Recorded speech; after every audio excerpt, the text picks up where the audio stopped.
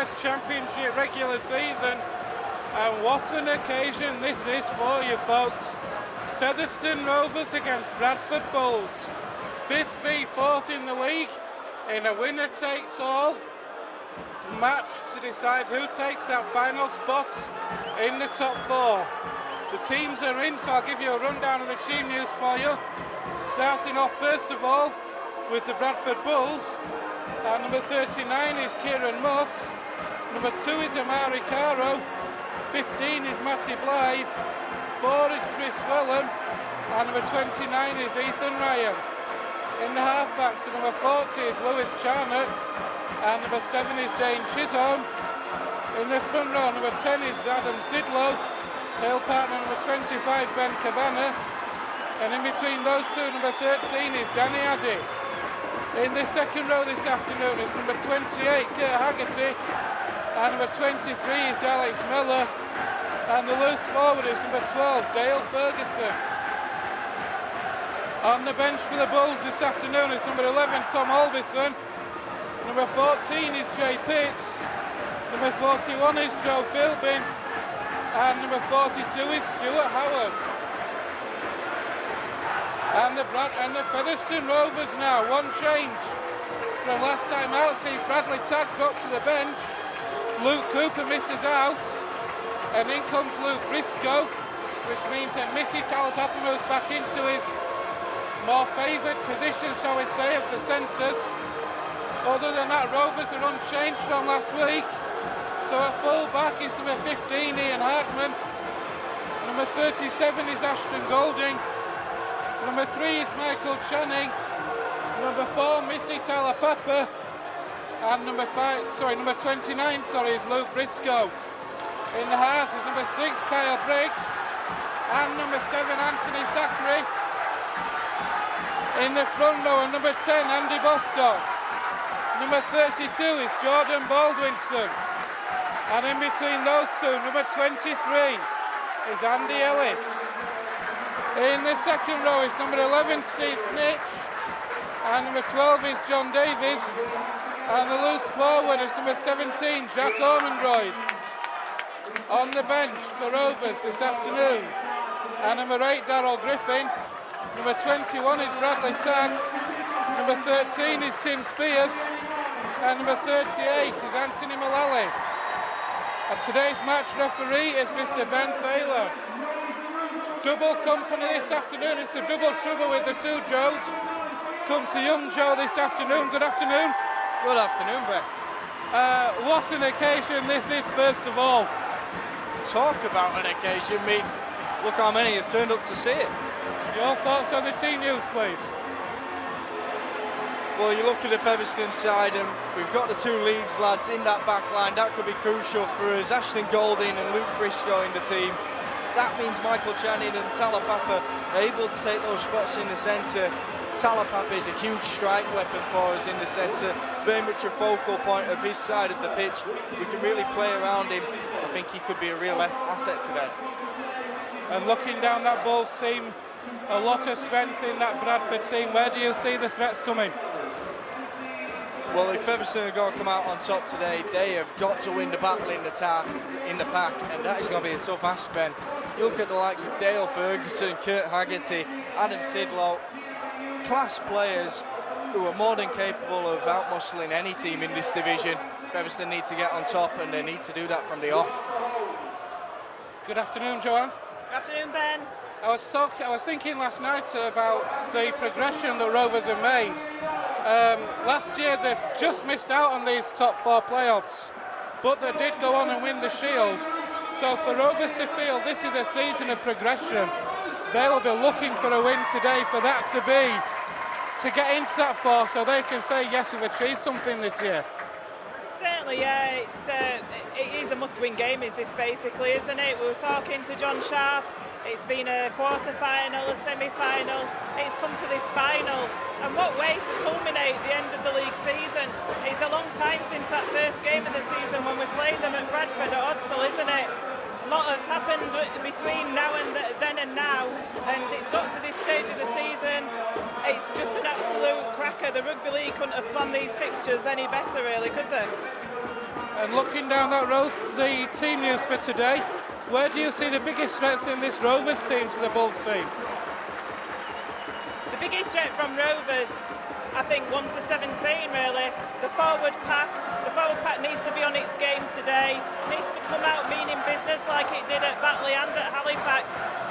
What we need, if we get that first set of 6, good set of 6, and get it into touch like we did do in those previous 2 games, that set the platform up and puts the other team on the back foot. We do believe that we will be playing down the slope towards Post Office Road in this first half, so there's every opportunity for them to do that. And the other thing is Thackeray and Briggs at half-back partnership. That's another one where it's going to be the threat to Bradford. Just at the moment, we're just looking, it's going to be Brendan Tutor, Featherstone Rovers legend. We had him in the clubhouse here on Friday night. It was an honour and a privilege to interview him. He's come here to the game today. He was going to go to Castleford and Wakefield, but I think quite a few Featherstone Rovers fans persuaded him to come today on this big occasion. And he's going to be leading the Featherstone Rovers team out today. So absolutely massive game for him to come to as well. And gentlemen, we have a special guest here at the Big Fella Stadium this afternoon. You might remember him playing here at the Big Fella Stadium between 1990 and 1995. Ladies and gentlemen, I want you to give him a massive welcome back to Post Office Road. Put your hands together for Brendan Tutor. Go on higher, Brendan.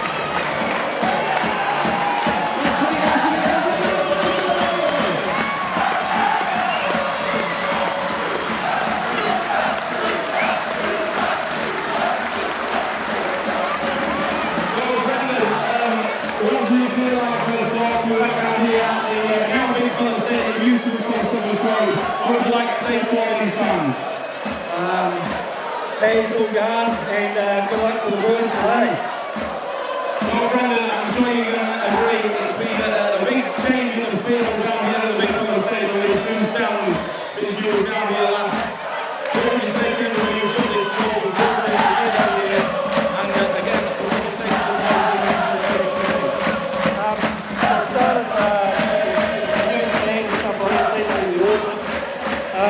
to the boys today, let's get in there and have a good dig, boys, on the jobs. Ladies and gentlemen, please put your hands together and give him a massive Featherstone round of applause. Brendan Tutor!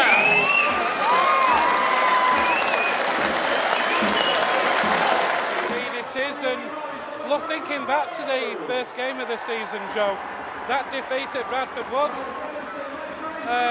the first game of the season, such a long time ago now. How do you feel that Rovers have developed as a team since that opening match? Well, it's not just been a straight progression for this team if you look at it, Ben. They were a quality side back then, and there's been plenty of peaks and troughs over that time. Most recently though, when we had that drop in form, it's been crucial to see the resilience of this side. We've regained that character we had, and most importantly, the togetherness that this team has. We might not be this division's team of stars, but definitely when those lads play together, when they're on each other's shoulder, they're unbeatable. They look like an impenetrable force in defence. And now, like Joanne said, with that partnership in the halfbacks of Briggs and Thackeray, they look a real threat with penetration when going forward.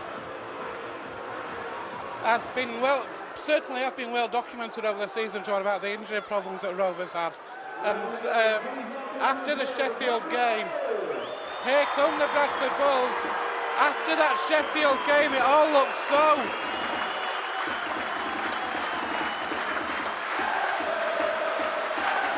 After that Sheffield game, Joanne, it did look all almost doom and gloom for Rovers. When you looked at the remaining fixtures that we had, Batley away, Halifax away, then this today, a lot of fans were maybe writing Rovers off. But over the last 2 weeks, Rovers have really proved a point. We said it all along, Ben, it's strength through adversity, and that's what we've had as Featherstone Rovers come out on the field with Brendan Tutor leading the teams out, leading the Featherstone Rovers team out onto the field. Absolutely amazing to see, and it's strength through adversity. What a great atmosphere it is here today, Ben. Absolutely outstanding. atmosphere this afternoon, Joe. I can't remember last time we had an atmosphere down here like this, and so much riding on 80 minutes worth of rugby league. Definitely, Ben. I can't remember a bigger game than this down here at the Big Fellas Stadium in my lifetime. Featherstone fans have turned out in such great numbers, and all credit to the Bradford fans. They're playing a huge part of creating a brilliant atmosphere here. You would like to see them go quiet in those first few minutes though, wouldn't you? You would indeed, and I think it's fair to say, Joe, the first try in this match is going to be absolutely crucial. If Rovers can get an early score, put a bit of doubt in that Bradford team, then they've got every chance of kicking on in this. There's so much of a buzz around the place right now. The team that can keep that buzz with them for as long as possible will have a huge advantage in this game. Indeed they will. It is the Kingston Press Championship, final match of the league season. Featherstone have kicked off with Kyle Briggs. That's off the chest. It's a knock-on, it's a dropout. And that is a perfect start for Featherstone Rovers. The kick-off from Kyle Briggs. Mr. Thaler has adjudged it off the hand of the Bradford Bulls. And instead of bringing the ball out, you are having to drop out, and Rovers are going to have the first chance. Oh, it's the nerves kicking in, isn't it? That was a great kick-off there from Featherstone Rovers, right under the noses of all those Featherstone Rovers fans packed at Post Office Road end. And here comes the dropout. It's stuffed along the floor, makes it up to the 40 metre. Ian Hardman lets it go past him, lost a bit of ground there, but he collects it, brings it up. Featherstone 45 metres out from their own line. Hardman's going to play it to Andy Ellis. Takes it to Jordan Baldwinson, who drives the ball in.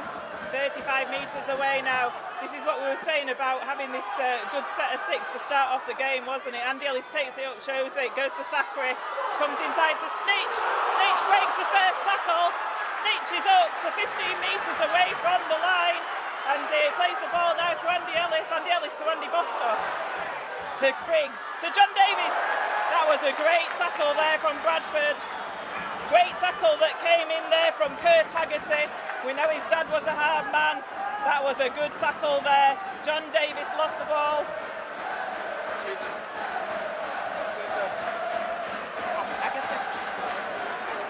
So disappointment for Rovers there, not able to complete that set off the back of the Bulls' mistake. But so it's going to be a scrum down head and feed on the Bulls' 10, which Lewis Charnock will put in. And here come the Bulls now then with Wellham.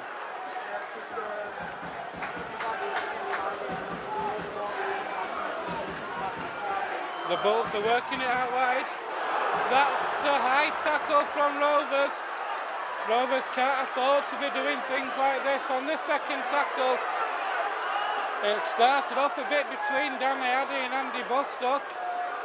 Mr. Thaler, a top-class referee, a Super League referee, and we had a Super League referee last week. That's a great touch finder from the Bulls. They're going to start in the Rovers half. If last week was important, this week's even more important. Here come the Bulls now then, a big defensive set for Rovers. Addy waits, attacked in half-back, moves that ball in field to Adam Sidlow. On the drive, they're into the Rovers 30 now. That ball's worked out wide again. And that's a good break, but good defence from Rovers. The Bulls are in the Rovers 20 now. That's out the back door of the inning. No, the ball is lost. What a tackle that was from Ashton Golding and Ian Hardman. A real try-saving tackle on this near side. That looked dangerous, but what defence and what a tackle that was, Joanne. It was, yeah. I mean, Dame Chisholm showing his little bit of skill there. There was a move one there, wasn't there, on the left-hand side. Missed a player out. It came out to Ethan Ryan, who tried to score there on this left-hand wing, but Golding and Harmon equal to the task, and they put the ball to ground. So Featherstone have the scrum on their own 10 metre, with Channing taking it up 15 metres away from his own line. Featherstone need to just steady the nerves a little bit here. There will be nerves out there. I mean, we're all nervous, so the players must be as well. Ellis finds Thackeray. Thackeray out wide against a Snitch. That's a good drive from Snitch. He's had a good start to this match. Ellis again now, Ormondroyd. Ouch, Rooney, what a hit! Jack Ormondroyd. Thackeray again, he's put a dinker kick over the top. It's taken though on that far side by Kieran Moss. Rovers not able to find touch. Look at that chase though, and look at that defence. Joe, that's what we need to see with 5 minutes gone. You know what, Thackeray's little dink over the top, I thought I'd go a little too far. Wasn't too chuffed with the kick, but that chase was phenomenal and put Bradford in such a difficult area now to try and break out. So the Bulls are on their own 20, having to work out from there. Solid Rovers defence at the moment. Steve Snitch getting a lot of work early doors.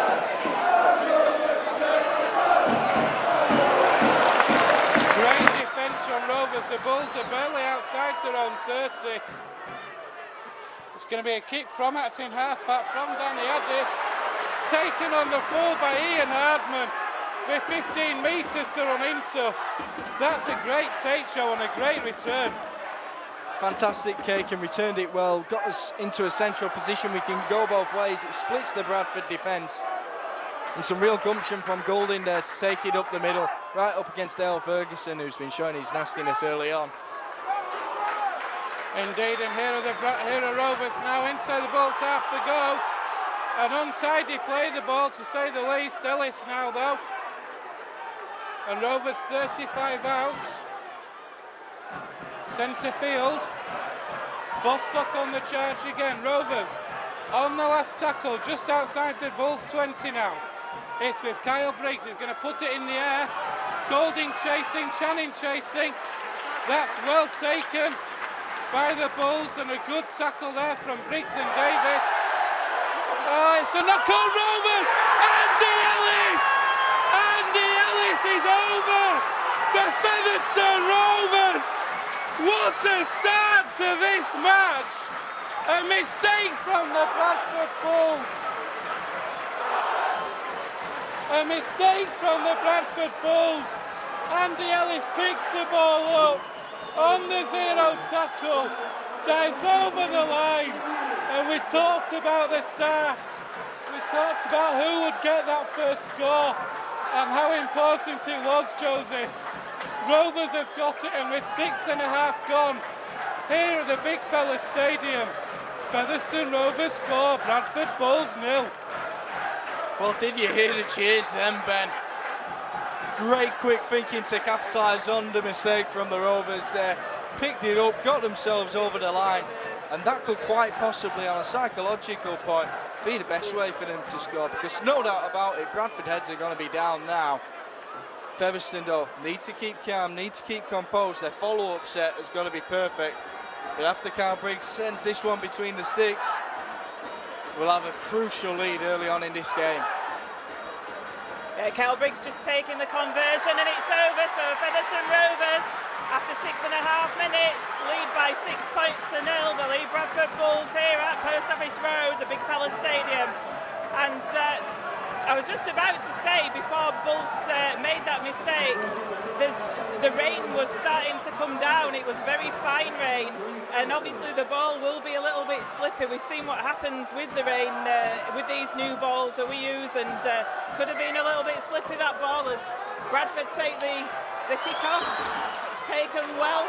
Jordan Baldwinson drives it forward, and he makes a few extra metres there by pumping his legs up to that 20-metre line. It played to Andy Ellis, who then takes it to Jack Ormondroyd, who offloads the ball. Oh, the referee's given a penalty because it was stolen in the tackle, and it could have even been a throw there. Jack Ormondroyd doesn't look in a good way on the floor from that tackle. It was a nasty throw.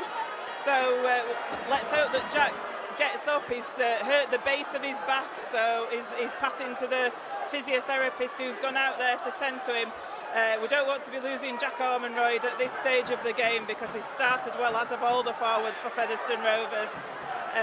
Looks to be getting up on his feet, so should be okay. I think it's just a bang to the base of his back, but the penalty will go to Featherstone, and Kyle Briggs will put this into touch from the Featherstone Rovers 30-metre line.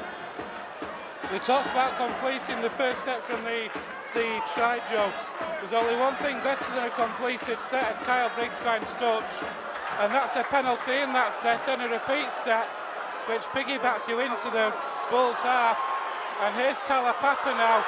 Rovers 35 metres out, 10 in from touch. Here goes Andy Bostock. Into the 30 goes Andy Bostock.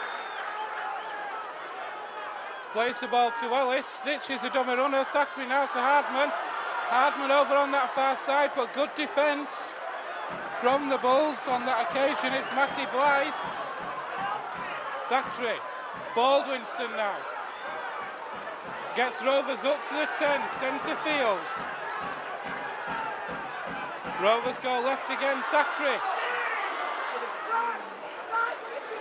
Thackeray's inches short there. It's the last tackle, so Briggs has got the ball. Puts the crossfield kick in for Golding. It's come off. Is it another knock on? It's another knock on for the Bradford Bulls. It's Ethan Ryan who's knocked on. Again, that's the second time the Bulls have knocked on. Last time Rovers scored from it. Can they do the same again, Joe? You've got to send the ball short side on this scrum immediately.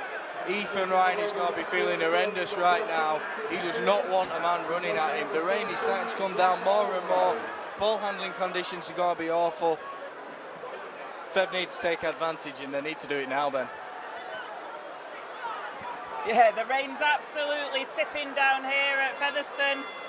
Brolly's going up behind the sticks. The ball comes out of the scrum to Thackeray. Hardman drives it in, 8 metres short from that, but Bradford Bulls line, even 5 metres short by the time he's put down. Andy Ellis goes to the right, goes to Tim Spears. Tim Spears is on the field as Ormonroyd's had to come off. It goes over to Thackeray. As we were saying, this ball is really slippy. Not the best of passes to Thackeray from Andy Ellis. He goes over to Thackeray to apologise. It was a little bit high, and in these conditions you need to be having that pass in the breadbasket, really, don't you? Disappointment for Rovers there in what looked a promising set. Rovers obviously weren't in the same mindset as Joe away to my right here. The ball put down by Thackeray, but Rovers have turned it over in the Bulls 10, forcing the Bulls to come from deep. And here goes Matty Blythe. Rovers can just keep the discipline though. They've got 11 minutes gone here at the Big Fella Stadium. That's great defence. Outstanding defence here from the Rovers. The Bulls attacking the short side. With Kurt Haggerty now. Addy, no it's not, it's Chris Wellham, sorry. Now Danny Addy moves in. He moves it in, and here we'll find Dane Chisholm. That's a superb kick from Chisholm. Forces Luke Briscoe to have to retreat. And he retreats, he does, and he does well. Rovers starting on their own 20. Here's Ian Hardman now. He's getting through a lot of work at the minute.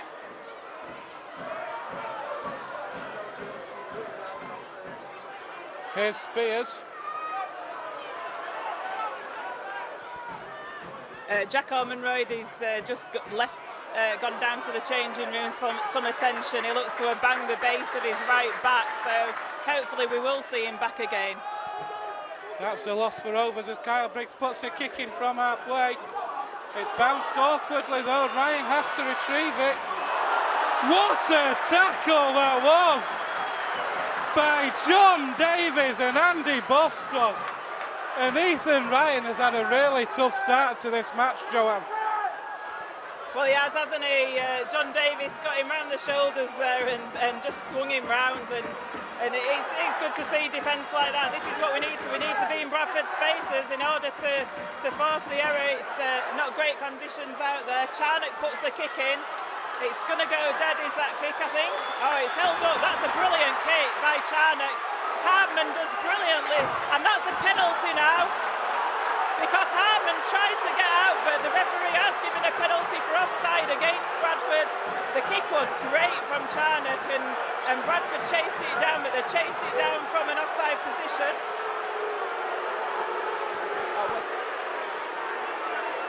Actually, I think it might have been dragging Ian Hartman. They tried to drag him into touch, taking advantage of this wet weather, but actually it was already grounded, was Hartman. So Talapapa takes it in. Featherstone 20 metres away from their own line, so they're having to do it tough, bringing it out with Steve Snitch. Snitch then plays the ball to Ellis. Ellis with a scoot himself, makes about 10 metres. There's Talapapa, that's a great drive.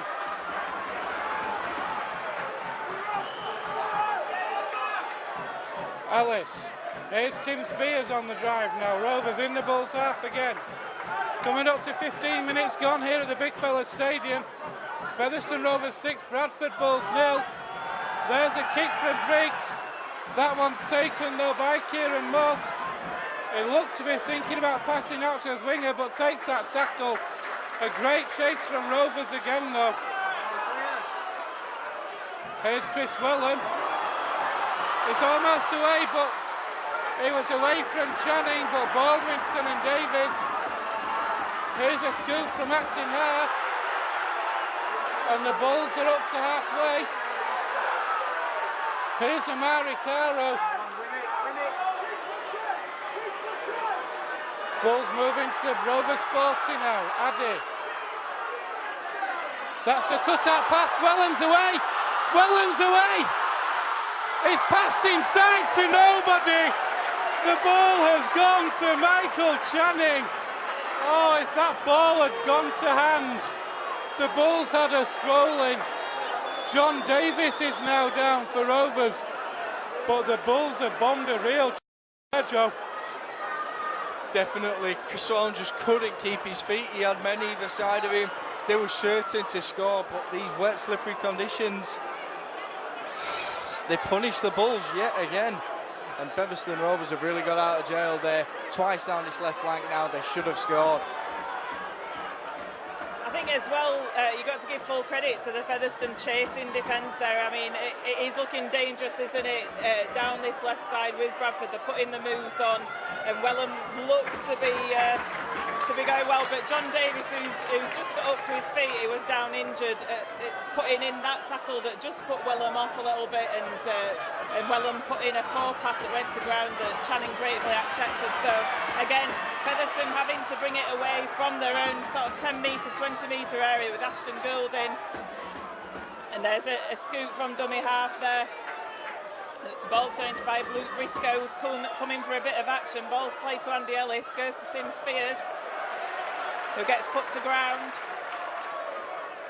And Ellis going to the left to Jordan Baldwinson. These forwards are making good metres forward. Jordan Baldwinson, what an asset he is to this. It's the last tackle. Thackeray got the ball, drills the kick through. It's going to be for Moss, who makes a bit of a hash of controlling the ball. He tries to go to the left and to his left and goes just across the field and passes it, and Featherstone Rovers wrap Bradford up 15 metres away from their own line. Another great kick chase from Featherstone Rovers, and the Bulls now, and Matty Blythe trapped on their own 20. That's a good drive in from Danny Addy, but what a tackle it was as well. Blythe again. The Bulls are on their own 40. A slow play of the ball there. That's a great dink from Charnock. He's still getting away, but crunched in the end on his own 40. Here's the last tackle, so Addy puts a kick in from Acton Half. He'll find touch. That'll do for Rovers. It is going to be a heading feed to Rovers in 15 metres from their own line. And we've had just over 15 minutes gone here, Joe. It's Featherstone 6, Bradford 0. It's every bit of the game we thought it were going to be. Well, for me, this has been the most intense 15 minutes of the season. Unbelievably, there's only been 6 points scored so far, but plenty of tired bodies already by the looks of it out there. And that's even with the rain coming down to cool them down. Featherstone, though, you fancy that adrenaline is keeping them going at the moment. Can that last throughout this game? For me, they need that bit more of a cushion. They need to get some more points on the board then. Ian Hardman then plays the ball to Ellis. Here's John Davies now. Away from one is Davies.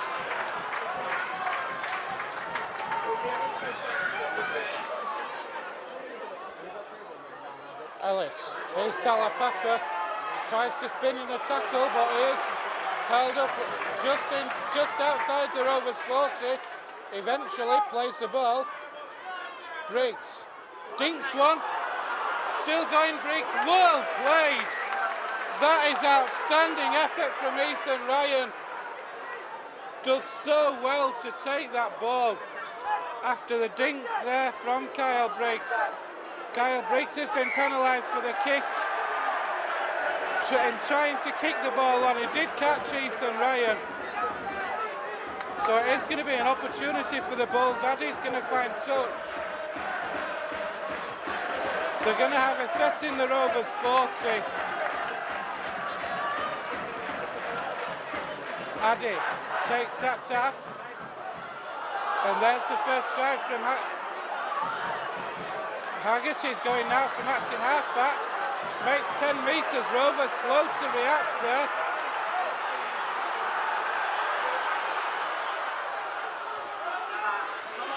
Here's Sidlow. Sidlow still going. Here's Welland.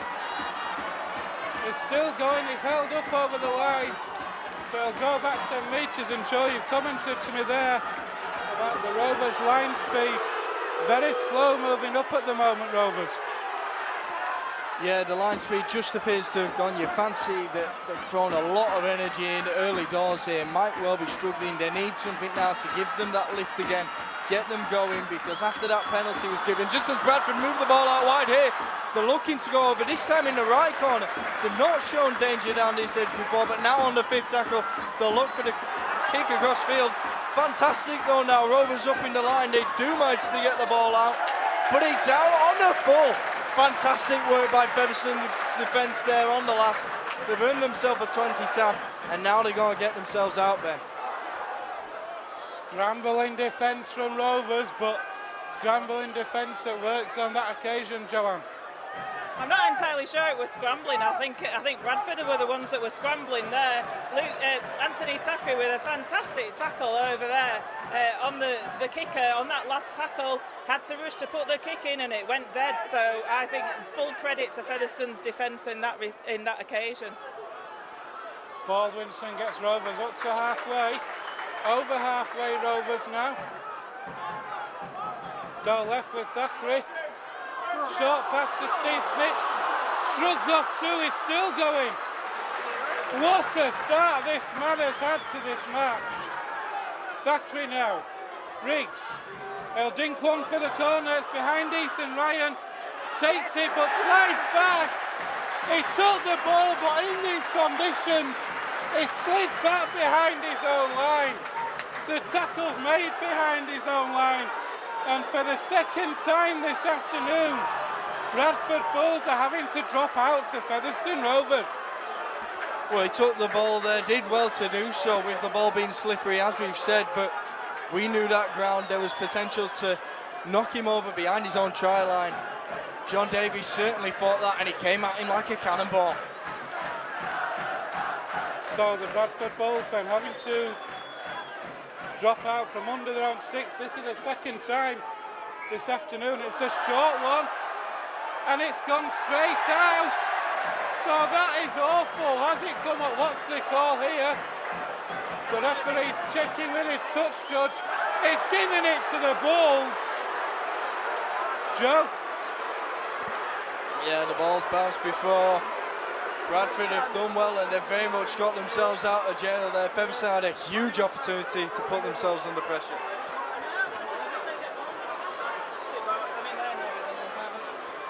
Yeah, because if the ball had gone out, the Bradford player was trying to collect it, then he didn't need to, and he was at great risk of actually giving a head and feed to Featherstone. But as it happens, Bradford have got this head and feed, so good kick-off in by all accounts. It was a risky one because if Featherstone had have collected it with Luke Briscoe, we'd have been only 10 metres away from the Bradford line. As it is, Bradford are taking it up the field to the 40-metre line. We're going to see Griffin and Mullally shortly. In the meantime, though, here are the Bulls. Still, they're on halfway now. Davis, Spears and Baldwinson in that tackle. It's a little step away there from Chisholm. Gets the ball away to Addy. There's a penalty for Featherstone. Yeah, passed off the floor there, did Bradford. He was elbow was grounded on the floor. Well spotted Ben Failer. He's given the penalty to Featherstone. Featherstone are 35 metres away from their own line. So 23 minutes gone in this first half.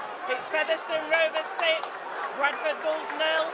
Kyle Briggs is going to put this ball into touch as we see Anthony Mullally and Darryl Griffin coming on the field.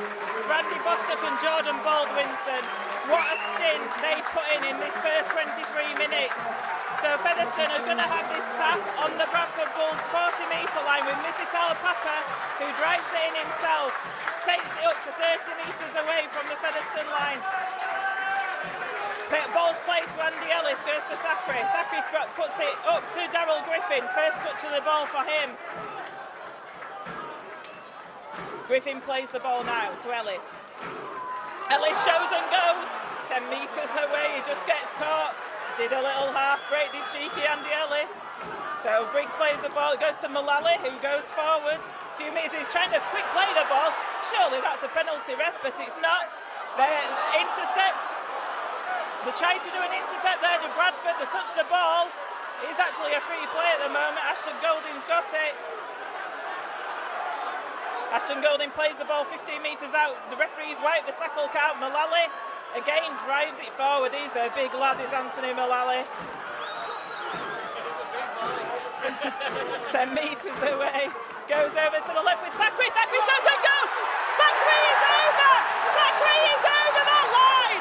Featherstone Rovers has scored a second try through Anthony Thackeray. Showed and goal, went over the line, totally fooled the Bradford Bulls defence men. Anthony Thackeray, take a bow. An absolutely beautiful show and go. The ball swung out to the left. A beautiful show and go from Thackeray. And with 15 minutes left in the first half, Joe, Featherstone Rovers 10, Bradford 0, with a kick to come, and Rovers are in dreamland. Well, great half-back play. It's about vision and precision passing. Anthony Thackeray there, though, he knew when to keep hold of the ball, went to the line. You've got to give credit to the other Rovers players around him, gave him plenty of options.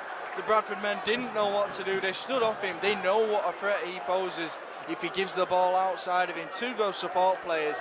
The people he's got out there, the likes of Missy Talapapa, they're concerned about him coming to the line. But it was Anthony Thackeray nipping his way through that they had to be concerned about. Took his stride brilliantly and puts us in a commanding position here. Crucially, a two-score lead as well for Rovers. Here goes the conversion attempt from Kyle Briggs.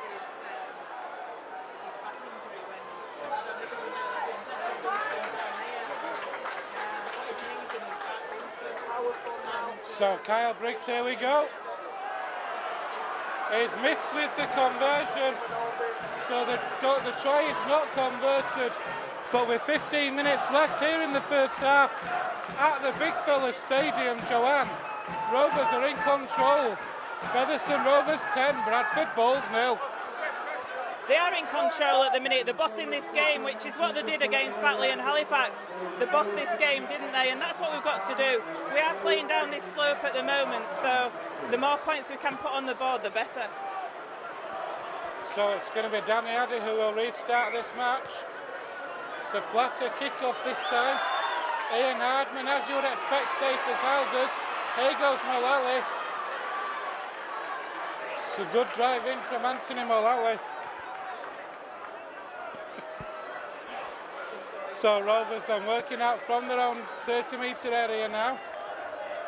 Ellis finds Spears. Spears drives that ball in. Rovers 35 metres out centre field. Briggs finds Davies. Davies comes back inside. Tries to dance through, and Rovers are just shy of halfway now. Here's Tim Spears.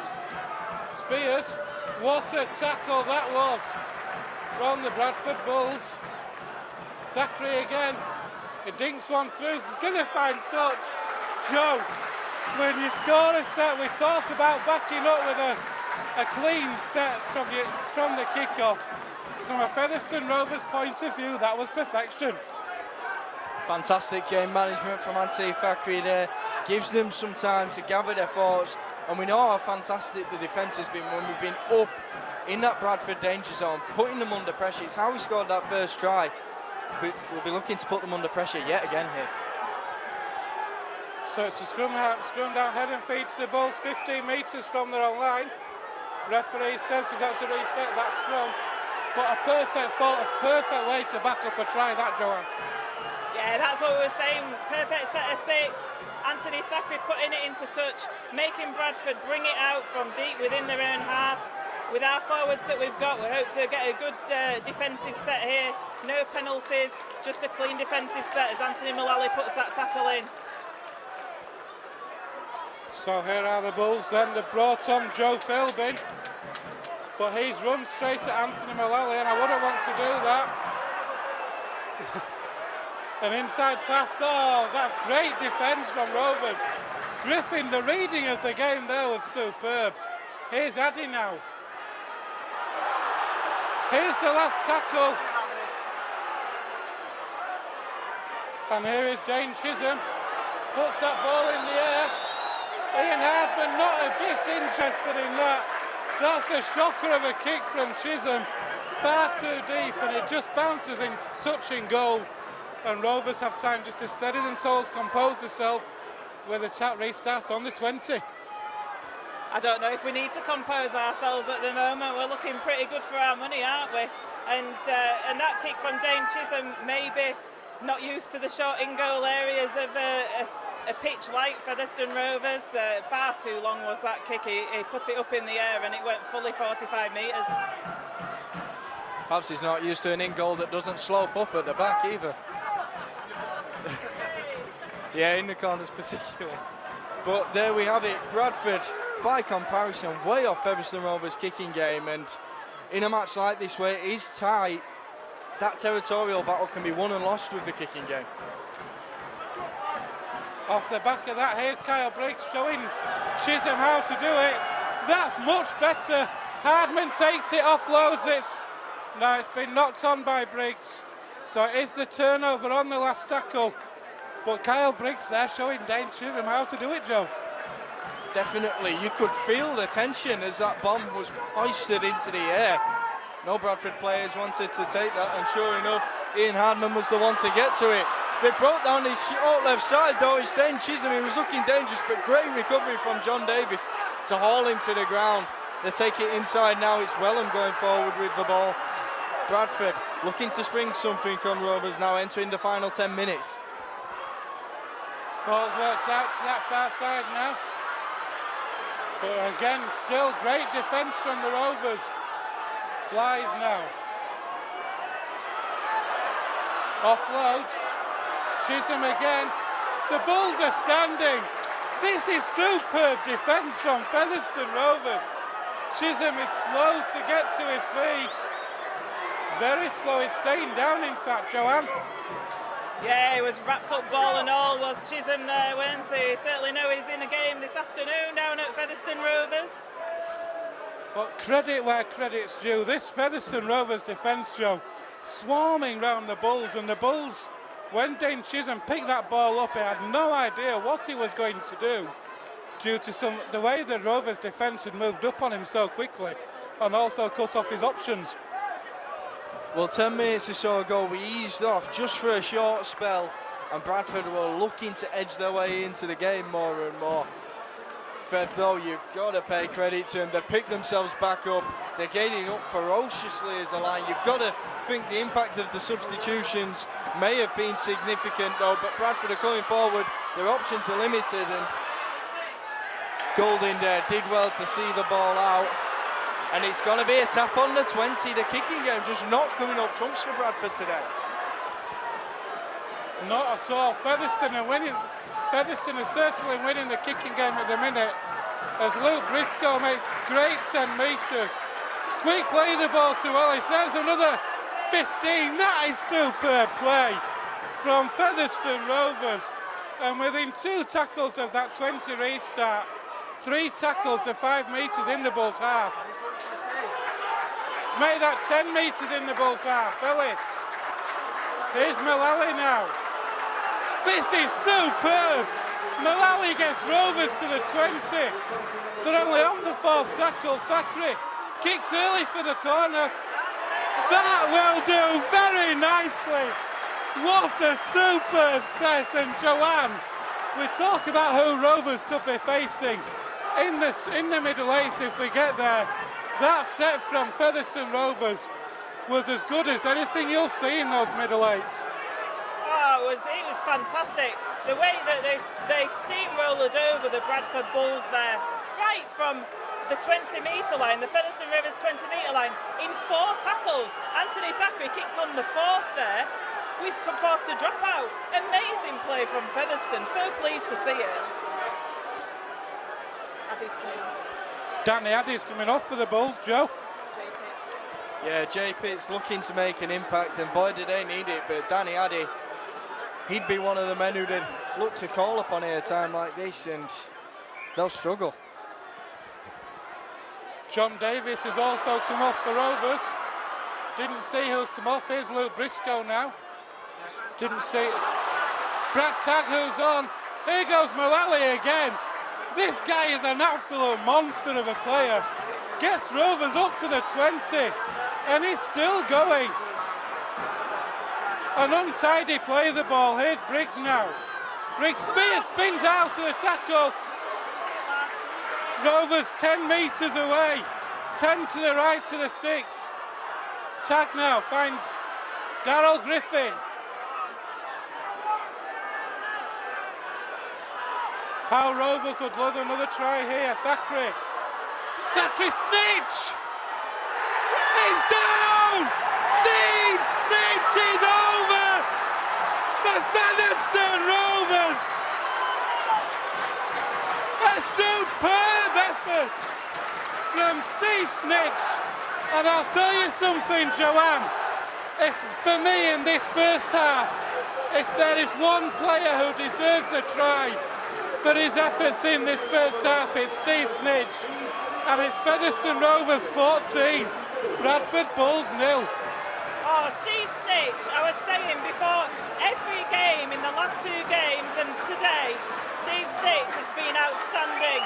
He's been unlucky with injury all year, but how he has been playing recently has been absolutely top class, and like Ben says, fully deserving of that try.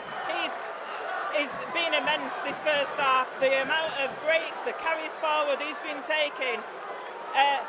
When he first came back after injury against Whitehaven, he had a pretty poor game down here, and it wasn't good to see. But I think he needed to get that out of his system. But certainly these last 3 games, he's been on top form.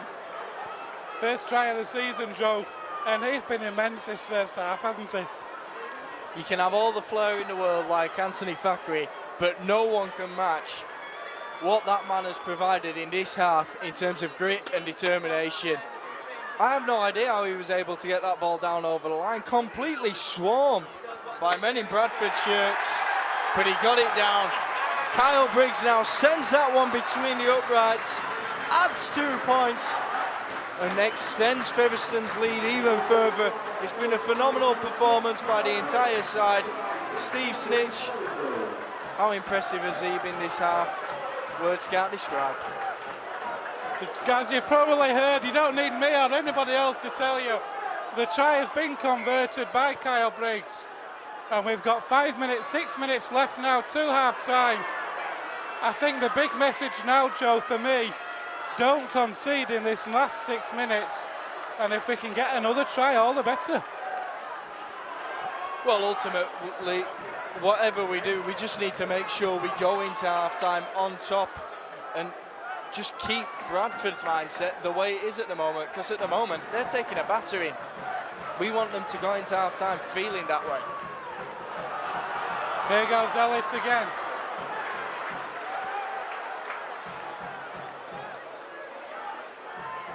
Here's Bradley tagged now. Rovers just shy of halfway, it's the last tackle. So it's Kyle Briggs. Kick over the top. That's not a best kick this time, well taken by Ethan Ryan. So not the end to the set that Rovers wanted. Here's Welham. He's away from Channing, he offloads. Here's Ethan Ryan. Rovers need to keep the concentration. Here's Matty Blythe.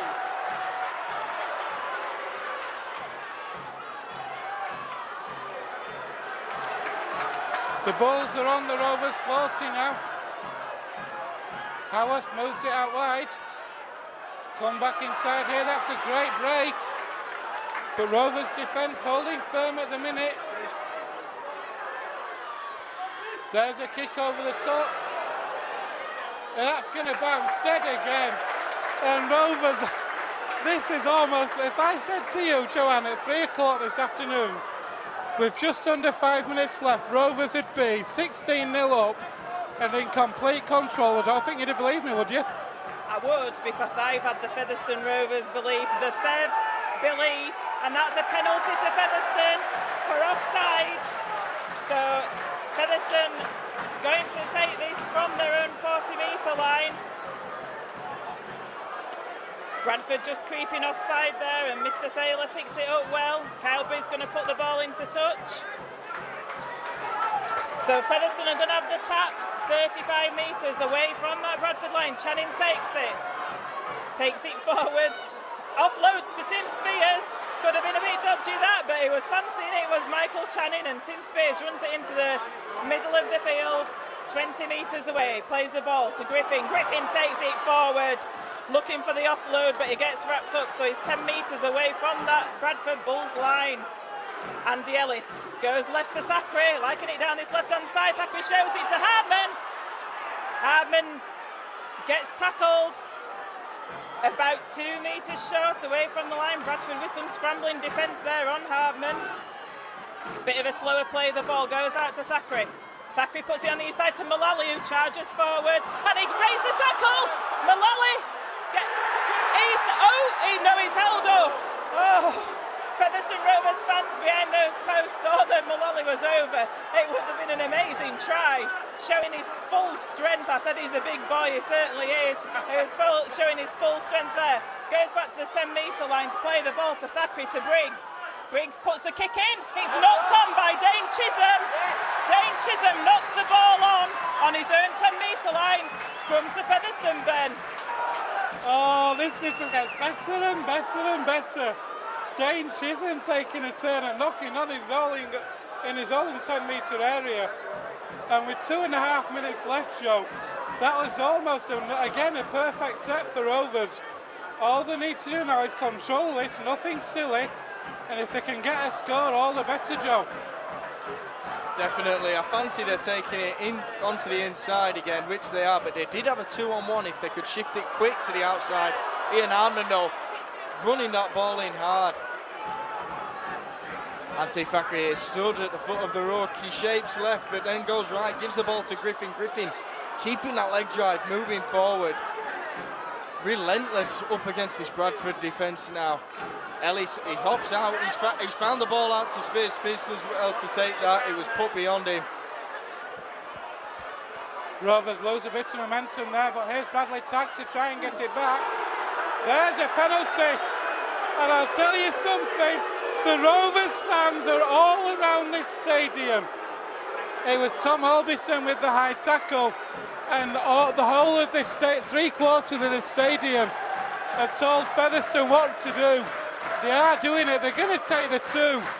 And with 90 seconds left in this first half, this will stretch the lead out to 18 points to 0.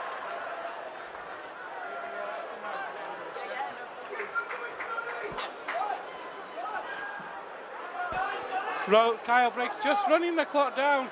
It's smack bang in front of the stick, so there's no doubt at all what he was going to do.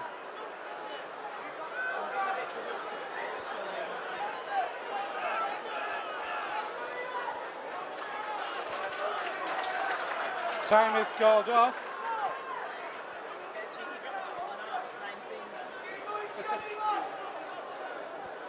So here goes Kyle Briggs.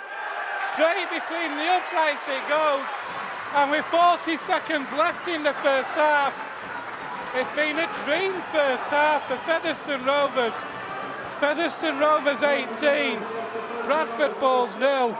And Joanne, I'm going to come to you to sum up. Yeah, I'll sum up in a moment. I was just going to say 18-0.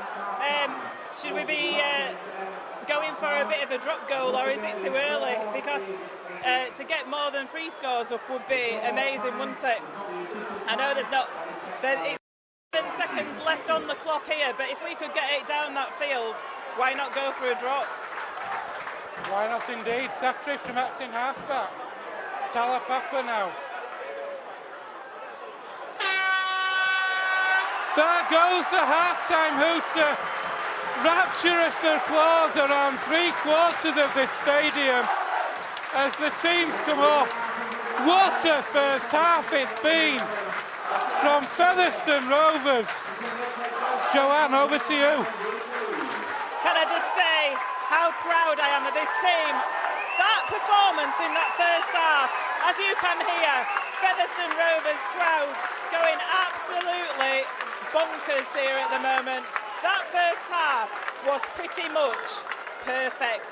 John Sharp said they've got the game plan. Tim Spears said they've got the game plan this week when we interviewed them. And wow, we stuck to that game plan today. I know we were going down the slope and we're going up the slope in the second half, but Bradford Bulls will have to score those points. So I'll just give you a quick summary of what's happened in that first half. Dream start, 6 minutes, Andy Ellis with a little scoot, went over, scored that try, 4-0. Kyle Briggs got the conversion, and that made it 6-0 after 6 minutes. And then we had a period where Featherstone were just settling down into the game and stamping their authority. That was followed up then with a delightful try by Anthony Thackeray, using Steve Snitch on his outside as a foil. He showed and goed, and he got over that try line, did Anthony Thackeray, for that try.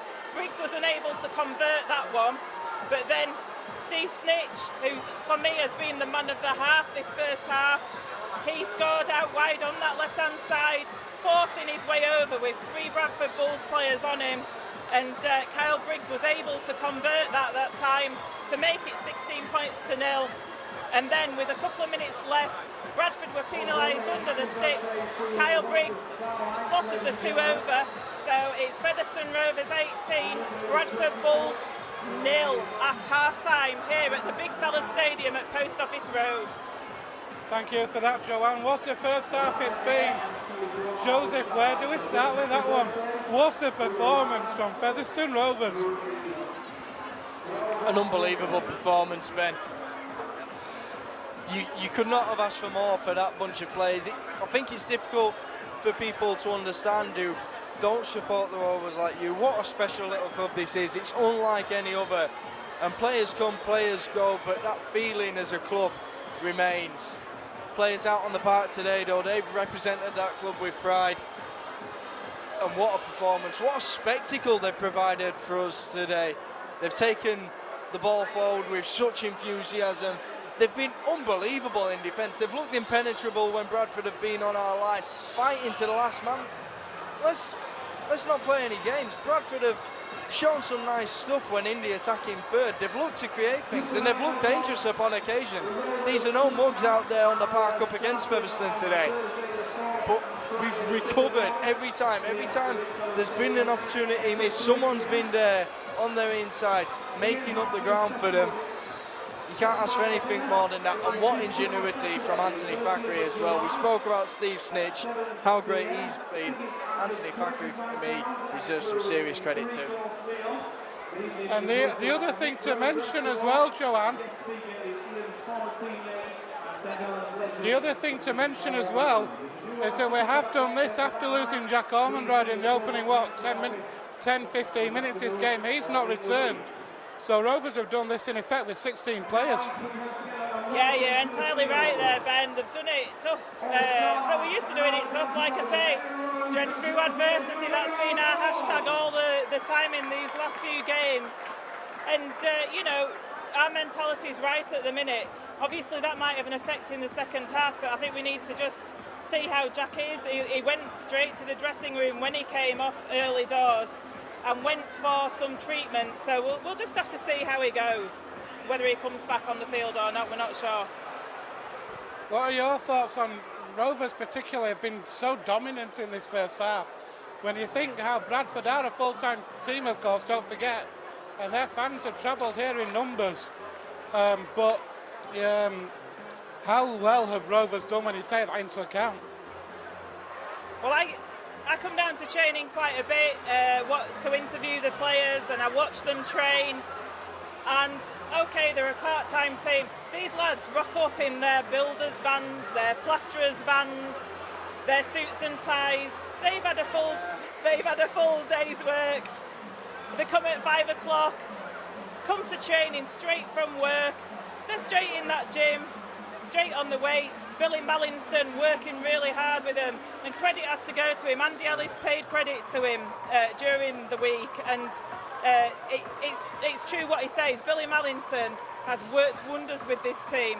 And last week when we were playing against Halifax, we were the ones with plenty of gas in the tank, and Halifax weren't at the end of that game.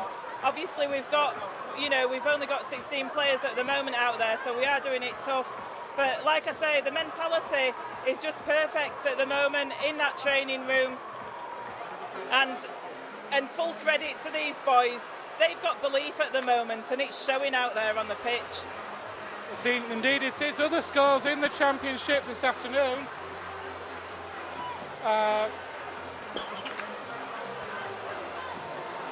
Obviously Rovers 18-0 against Bradford. Halifax are trailing at home to London by 16 points to 6.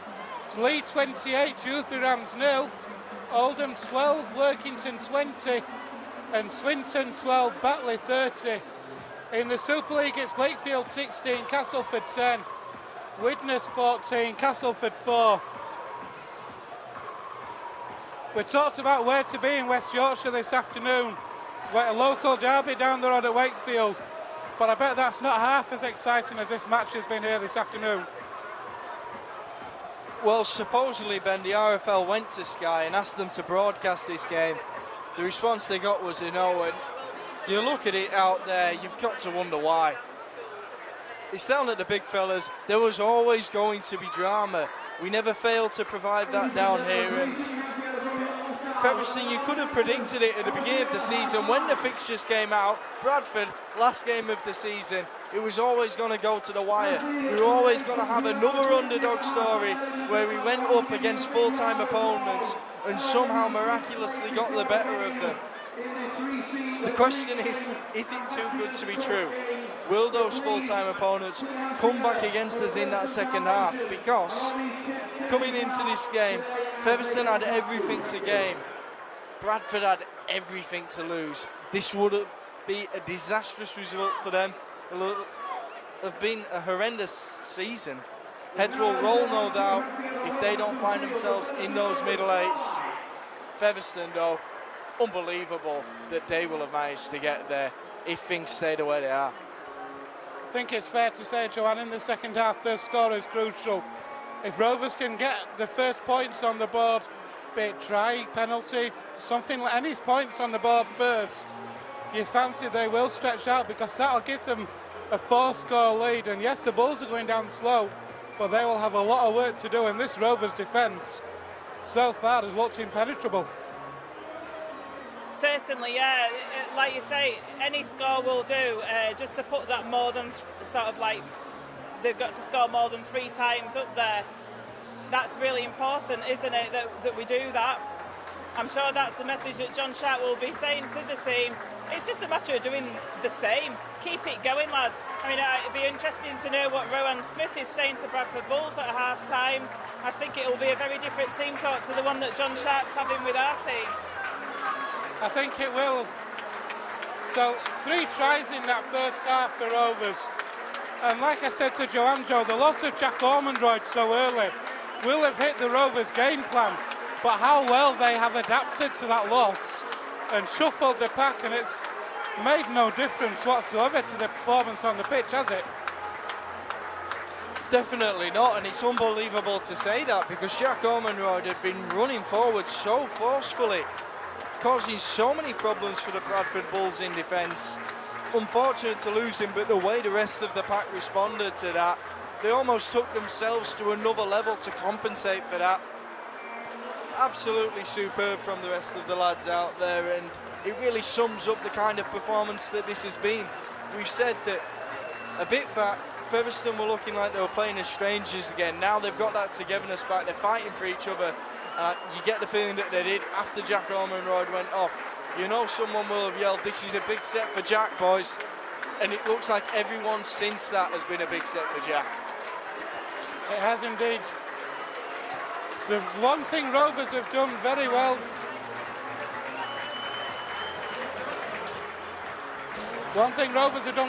Joanne, we talked about the support from the Rovers fans. Rovers did a great job of keeping those Bradford fans quiet today. I'm just saying the same to our stats man Mark Kirby, who's up here with us. He's flown in specially from Las Palmas to be here with us today. We were just discussing the Bradford fans do seem a little bit stunned at the moment, stunned into silence. I'm sure that they'll get up behind the team for the second half, as any fans would do. The other thing I just wanted to mention while we're on the area at half-time, not entirely related to the game today, but it is Featherstone Rovers Foundation's 10th anniversary this year. We've just got, at the moment, we've got 4 under-12s rugby league teams, our ambassador clubs going round the pitch, including Featherstone Lions and Methley Warriors. We've also got our ever-increasing dance academy with ages ranging from 5 to 18 going round there, waving their pom-poms in their new outfits. And it's just great to see the inclusivity that Featherstone Rovers has at this ground, and the foundation does such a lot of good work, and please everybody carry on supporting it. Indeed, a great cause for the foundation and great support from the foundation for the club as well. The Bradford Bulls are back out on the field. We're just awaiting the return of your Featherstone Rovers. Here they come now, led out by Captain Tim Spears. And Joe alluded to it very quickly, Joseph. 2 very different team talks in that dressing room at half-time. John Sharp, it'll just be more of the same, please, boys, surely. Look at the way the players are jogging out now, Ben. You can see the confidence in them. The fact is, though, that they need to keep it like that in this half. Bradford score quickly, it's a completely different game. There's not that many points on the board. The difference isn't that huge. They've got doubt filling their mind now, and you can't let confidence slip in. Safe to say the first score in the second half is crucial. I said it to Joanne a couple of minutes ago. Any points for Rovers, be it try goal, drop goal, just some more points on the board before the Bulls, and you might see that doubt setting back in. Definitely. It's going to be huge from the start. We got the perfect start in the first half. Now, though, we're receiving the ball. We've got to completely set them. So here are Rovers, and it's going to be Ashton Golding with a scoop from Acton half-back. Rovers playing up the slope away towards that Bulls end in this second half. Here goes Darryl Griffin.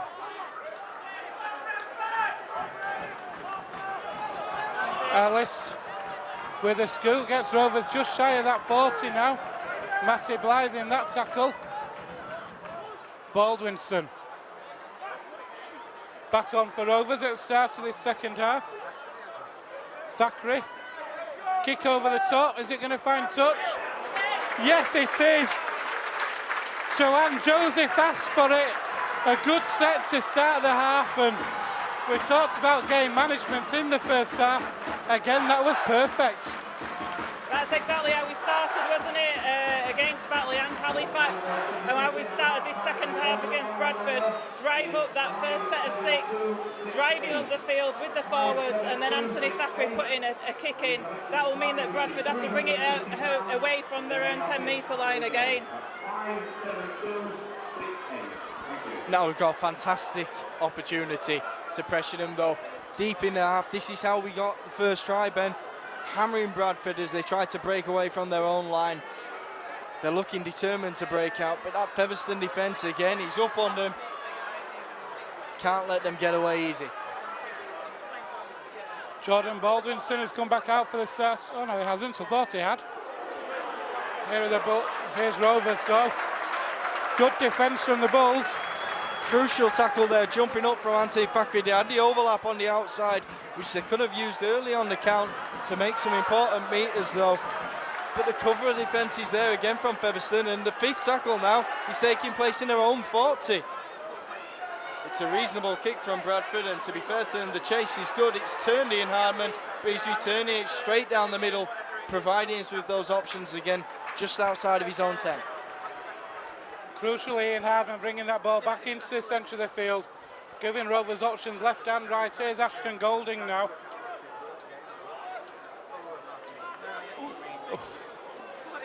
Nice pick up by Luke Briscoe, one-handed. Thought for a minute he'd lost it one-handed, but he managed to hold on. Gets Rovers outside the 30. Here's Steve Snitch. He's picking up where he left off in that first half. That's a great drive. Yeah, Matty Blythe went in for the big hit on Steve Snitch there, didn't really come off, and Snitch just shrugged him off like an ant. Briggs now. Boots the ball. This time doesn't find touch. It's picked up by the full-back Kieran Moss, who's running laterally. Didn't look like he really wanted to take that ball in, and maybe that tackle from Channing and Spears could be the reason why. Here are the Bulls now with Chris Wellen.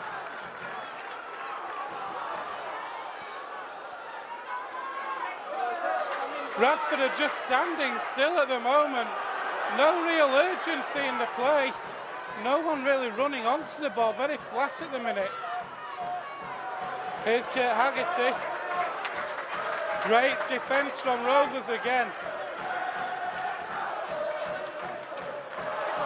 Down the Smith. Oh! Wow! Ouch! Rooney! Ouch, ouch, ouch!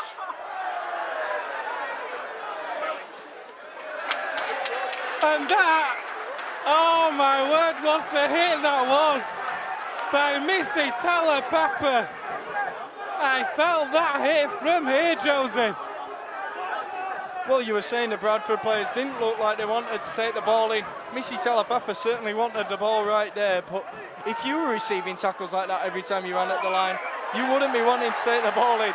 Typical Talapapa though, earns us a penalty, carts us up the field, and we're going to have another opportunity to score yet again here. Surprisingly though, I think that's the first penalty of the day that Talapapa has earned. Somebody asked him on Facebook Live the other day, Talapapa, are you going to earn us any penalties? And he said, no, I don't earn penalties, they're all there. But, I mean, that tackle he did on Dane Chisholm there, we're like, come to daddy. Oh, I'll show you who's boss, mate. Ball goes to Mullally. Mullally takes it up, 20 metres away. He gets the ball away. It's gone to ground, though. Kyle Briggs gathers in, it's a knock-on. Oh, what a shame there. Mullally tried to offload the ball on his own 20-metre line. It bobbled around, on the Bradford Bulls 20-metre line, sorry, it bobbled around, and Kyle Briggs unable to take it cleanly. So, unlucky there for Featherstone. Could have done with a few tackles up there, a few sets up there, but they didn't come off them. So, Bradford are going to have this set and feed on their own 20-metre line. So then the Bulls with a relieving scrum here. Here's Chris Wellen. But Rovers seem to have picked up where the left got off with 5 minutes gone, Joe. Well, they'll have gone into the dressing rooms buzzing and they've come out just the same. At the moment, Bradford aren't providing anything to change that, and it's always going to be difficult for them to do that when Featherstone are coming up at them like this. It's just a grueling task for the Bulls, and you don't see what they can do, Ben. So Chisholm moves that ball out wide. That's better, but Chris Wellham takes that pass awkwardly and loses all the momentum out to that play.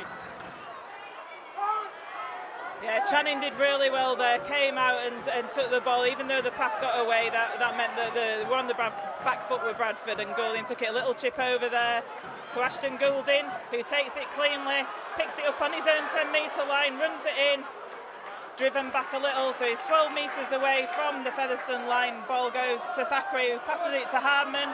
Hardman goes to Talapapa. Talapapa passes behind Luke Briscoe. Hardman picks it up though. It's a knock-on by the Bulls because they touched it, so it's going to be a Featherstone Rovers put in at that scrum. Bradford touched the ball, and that's why the pass from Talapapa went behind Luke Briscoe. If that pass could have found Luke Briscoe, Joe, that line was clear and Briscoe was away then. Yeah, no matter how fast Americano is, you wouldn't have fancied him to catch Briscoe. Once he pinned his ears back, he looked to be away, but a crucial touch there from the Bulls. So that, and there's Rovers, John's favourite type of penalty. Rovers' customary differential penalty in a match. We love a differential penalty, don't we? Yeah, caught Bradford offside there at the scrum, so Featherstone get that penalty. They're going to take the tap 40 metres away from the Bradford line, bit high on Talapapa there by Matty Blythe, I feel there, but referee lets it go, goes to Griffin, who dances up the field there, 20 metres away from the Bradford line. Plays the ball to Ellis. Ellis shows it a couple of times, goes to Briggs, to Spears, a little bit fancy there. Goes to Hardman, who's wrapped up, perhaps a little bit too fancy, but no problem. We're 15 metres away still. Tim Spears drives it forward, 5 metres away from the line. Still going, 2 metres away. Plays the ball to Ellis, he might fancy himself. No, he doesn't. He passes it to the left to Briggs, to Thackeray. Thackeray gets wrapped up. Thought he was going to pass to Talapapa then, but he gets wrapped up. It's the last tackle. Missy Talapapa to Snitch. It's the last tackle, Steve. He gets wrapped up. He could have done with a little kick in there. Perhaps just lost track of where the tackles were there, I think, Ben. I said to you a minute ago, was it worth taking a 1 pointer? You said later in the game, maybe. But Rovers swarming defence. The Bulls are tight to their own line. If Rovers can keep the discipline here now, what an opportunity. Look at this defence. Oh, this is outstanding stuff. And that's why you don't take the 1 pointer, Ben, because Featherstone's defence, when Bradford have been coming away from their line, has been simply outstanding. It's showing again right here, keeping them pinned. They're only just out of their 30 now, Ben. Danny Addy just resumed his stint on the field of play, and they've got themselves just shy of the halfway line for the 5th tackle, unable to break out of their own half. It's Chisholm's kick over the top. Goulding's going to take it on the full, and now he's running it into the middle of the field. It's a good chase from Bradford, but still just shy of his own 30. He's going to play the ball. Channing brings the ball central now. Beautiful curving run, finds it, that little gap around the back of the ruck. Brilliant work from the Rovers. And here's Luke Briscoe having a turn. Andy Bostock's returned for Rovers. And Darryl Griffin's off. Here's Talapapa now. Ormondroyd's back on as well. How big is that for Rovers? Here goes Bostock.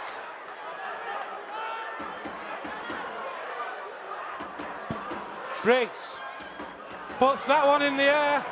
Ryan underneath it. Well taken by Ethan Ryan. Oh, then the penalty's conceded by Rovers. Disappointment there at the end of that set to concede that penalty like that. But how big a boost, Joe, is it to get Jack Ormondroyd back on? Rather like Ormond Royd himself, absolutely massive. Just the problems Bradford were facing with him running the ball forward. He's a man with so much energy, and you fancy that little spell of injury, he'll have had a decent rest. Well, let's hope so. Let's hope he's to full fitness. He has come on for Anthony Mullally, who hurt his hand in a tackle, or his elbow, his forearm of something in a tackle earlier when he put that big hit in. So he's come off for a little bit of a rest as well, probably sensible play, and let's hope Ormond Royd's back to full fitness because we need him. So Bradford taking it up now, just over the halfway line, just taking it into the Featherstone 40 metre with Jay Pitts. So here are the Bulls. Wellham down that left-hand channel. A forward pass, is it? Rovers fans want it. What's a penalty for Rovers? Grounded the ball and passed it again, as in the first half. Is that the second time they've done that this afternoon, Joe? Yeah, it is. Like I was saying to you earlier, Ben, it's unlike the held goal. That if it's your ball carrying arm that hits the ground, there's no way you can release it. You know you're tackled. That's dishonest play. It's a penalty to the Rovers, and they're going to get themselves in the ascendancy yet again here. Bradford just can't get a foothold in the game right now. Look at this support from Featherstone Rovers. Absolutely amazing support over on that far side. Here goes Tim Spears now. Yeah, we talked in the midweek about the 18th man. I know it's a cliche, but Featherstone Rovers fans have been the 18th man in these recent games. They've been spurring these boys on, really well. And as Featherstone Rovers take it into the Bradford half now with Andy Bostock. Couple of tackles left in this set of six. Goes out to Anthony Thackeray, passes it to Snitch out on this left-hand side, and he swats Charnock off as if he isn't there. And Thackeray goes on a show and go. He's found a bit of a gap. He takes it up to 20 metres away from his own line. It's the last tackle. Ball is played. It goes to Andy Ellis, who puts a kick in. It goes dead. Hard lines Andy Ellis. Not a bad kick there, but Bradford will have a 20-metre restart. Rovers will take that, will they, Joe?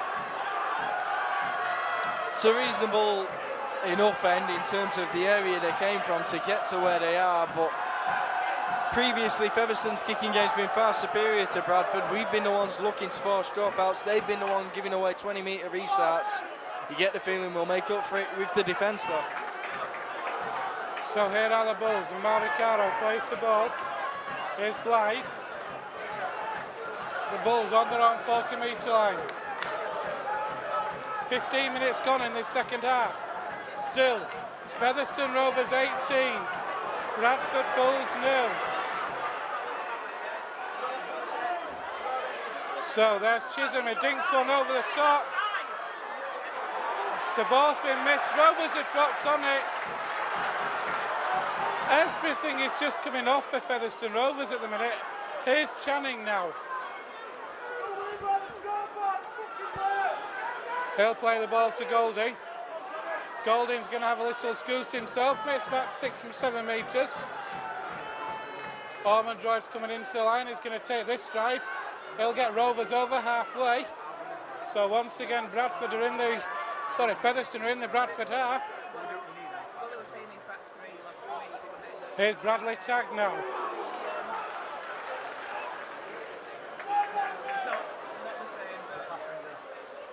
That's a great kick. An absolutely outstanding kick from Rovers. Kyle Briggs it was. Tim Spears, look at Tim Spears out on the field. Lifting the arms, raising the team, lifting the team. But just watching Jack Ormond Royd throughout that set, Joe, he doesn't look comfortable. No, you do wonder if he might only have been forced to return to the field of play through that injury to Mullally. Just seeing Tim Spears though, revving up his troops there, the captain. I was speaking to Joanne before the game about it. The way he's taken this new role of coming off the bench, and that means he can provide two different types of captain. He can either be the one who calms things down when that's required, but equally can come off the bench and be the one who gives that impact in terms of revving the rest of his troops up, acts as a real catalyst to the rest of the team. And Bradford have now got a player down. So the clock is called off, and on comes the Bradford physio. Joanne, that's a good point there Joe's just made. Tim Spears been on the bench the last 2 or 3 games.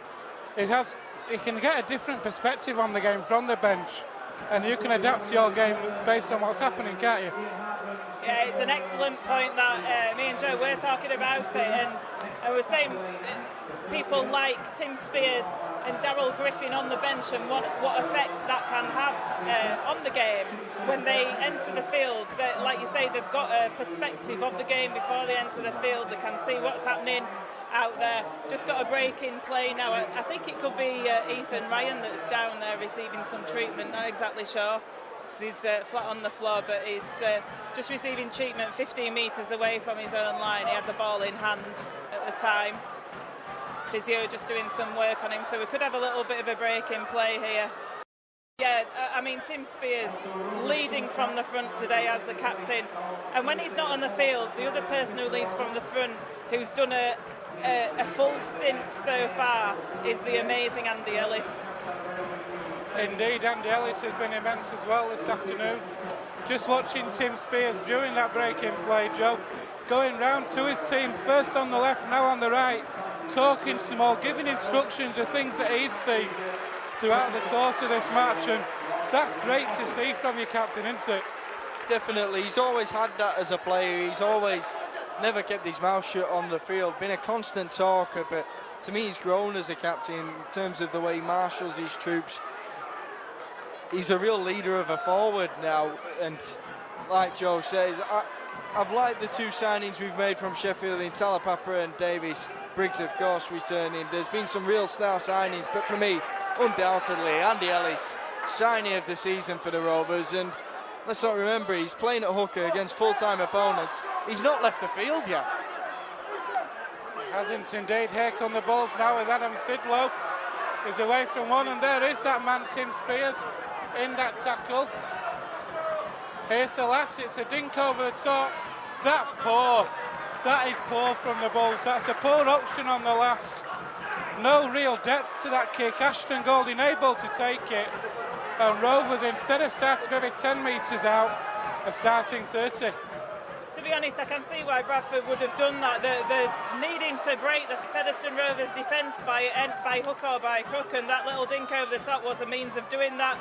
Here's Almonroy taking it in. We've just been watching him in back play. Almonroy, he's not right. He's out there. He's still injured, is the lad, and he just gets up really gingerly playing the ball. He's Steve Snitch taking it on the inside. He gets through, breaks through the first tackle. 40 metres away from that Bradford line. It goes out to Kyle Briggs, who puts boot to ball, goes up in the air. It's a towering one. It bounces into touch. 5 metres away from the Bradford line. Kyle Briggs with an absolute curler of a kick. Could he have judged that kick any better? I bet he couldn't do that again if he tried, Joe. Just placed it absolutely beautifully. You wonder if he was intending that, because surely it's impossible to be that precise with your kicks. Some of the England bowling against Pakistan over the past 2 days. Chris Wokes has been putting him on sixpence and sending down some real whirlies that they've not been able to keep tabs on. This kicking game from Anthony Fakri and Kyle Briggs today. Kyle Briggs with that particular kick, unbelievable, placed on a sixpence each time.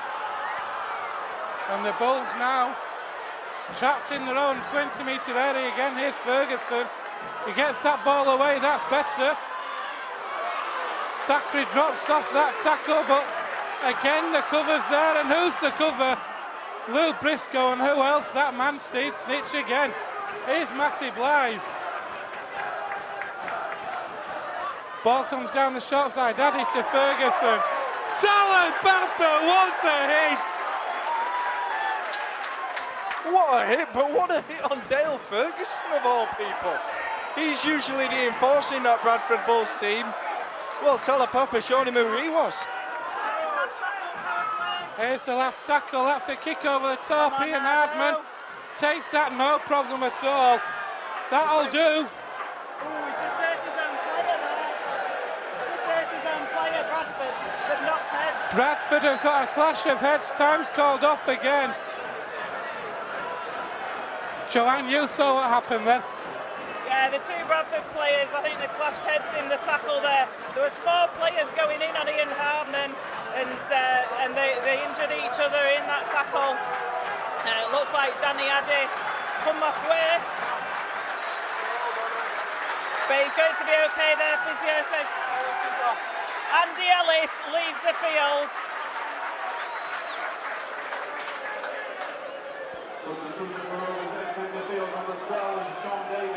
And John Davies comes on for Andy Ellis.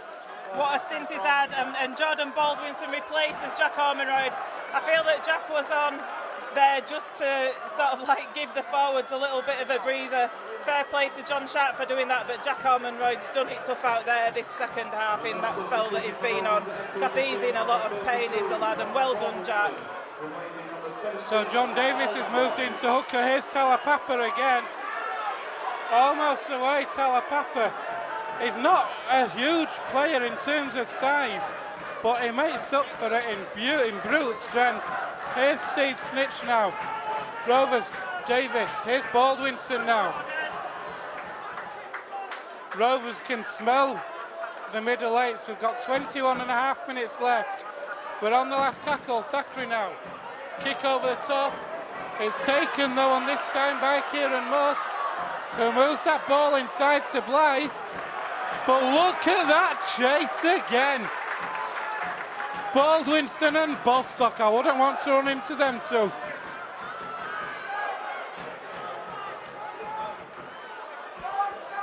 So we're just coming up to 20 minutes left here at the Big Fella Stadium. It's as you were at half time. Rovers with an 18-0 lead. All the points in the first half. And Bradford are just running laterally. And they have not got any idea at all how to unlock this defence. Here's Ferguson now. They're on the last tackle, they're 35 metres out. There's Charnock over the top, it's a great kick. But Ian Hardman, what a tackle! The first time really this match, Joanne, that Bradford have put a kick in which looked like it could cause problems. But ever reliable, who's at the back? Mr. Ian Hardman again. Yeah, it's good play by Bradford. That Charnock put that kick over. They looked to be going nowhere. A couple of plays before that, Dane Chisholm got tackled with the ball. He was playing merry hell with his teammates. But yeah, Charnock put that kick over the top. It looked good. And he collected his own kick, but Ian Hardman just waiting there. What a tackle he put in there. What a season Ian Hardman's having in his testimonial year. Outstanding, and speaking of that man, here he is again. Just shy of halfway. Here's Tim Spears, gets Rovers into the Bulls half again. 19.5 minutes left here at the Big Fella Stadium. Still Featherstone Rovers 18, Bradford Bulls 0. Rovers 35 metres out, centre field. It's going to be Kyle Briggs, puts that ball in the air again towards Ethan Ryan. Well taken though by Kieran Moss. But what a hit, Joe! An unbelievable hit. It's Bradley Tagg up there in an entire line though. Defending after that kick. The kick chase has been phenomenal all game, but as soon as Kieran Moss hit the ground there, he was met with a thunderous hit. Bradford now. So you can start to see a bit of desperation now coming into the Bulls play. Here's Ferguson again. You can almost sense a bit of desperation sneaking into the play now, can't you, Joe, for the Bulls? Well, desperate times can call for desperation, in all honesty, Ben. They've got to score 18 points in as many minutes. So here they are down this right side. Oh, that's a great tackle. Ferguson offloads as well. Where's the chasers? Thackeray, Bostock. It's a dink over the top. It's not back. It's still on the last. Somebody tackle him. Oh, yes.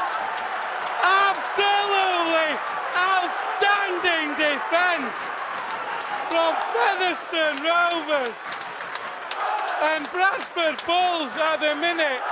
Hands on heads, hands on hips. Joanne, they do not know how to unlock this door. Well, John Sharp says Featherstone play hot. That were hot play indeed. Absolutely nowhere for Bradford. The work rate that these boys are going through this afternoon, they're all playing for each other out there. They've got the belief. Come on, Featherstone. Here's Tim Spears now.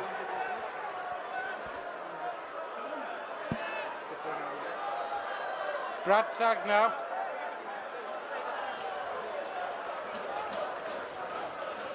Briggs finds Spears. Rovers 30 metres out, 15 metres in from touch on that right-hand side. Davis comes infield to Briggs. Spreads it into Thackeray. Thackeray almost through a gap. Ferguson with the tackle. There's a penalty.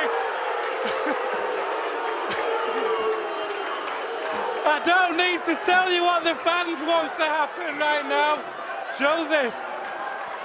The two, it's obviously has to be the 2 points for Featherstone here. They're going to extend the lead to 4 scores, and Bradford are going to have to score that many against a team that they've not been able to break down for the entirety of this game.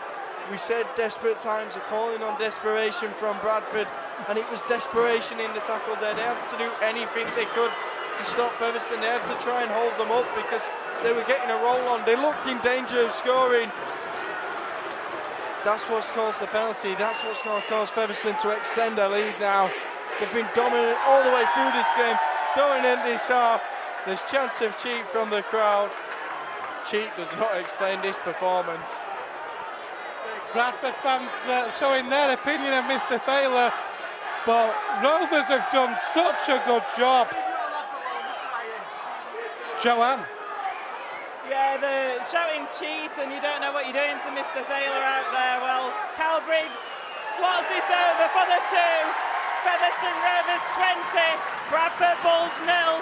That's the scoreline. That's nothing to do with Mr. Thaler out there. 15 minutes remaining in this game. Dare we dream, Joseph? Dare we dream, Ben? Dare we dream? We've got no choice in the matter, Ben, because I am dreaming right now. Top 4, here we come. There's the kick-off, it's not on though. And the Bradford Bulls have got the ball back. And Rovers now with Chris Wellen. Bulls, sorry, with Chris Wellen. They're 15 metres away. They need something here desperately. Dale Ferguson.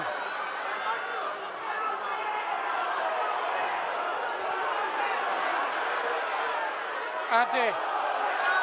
And they've lost the ball in the tackle again. There's the knock on.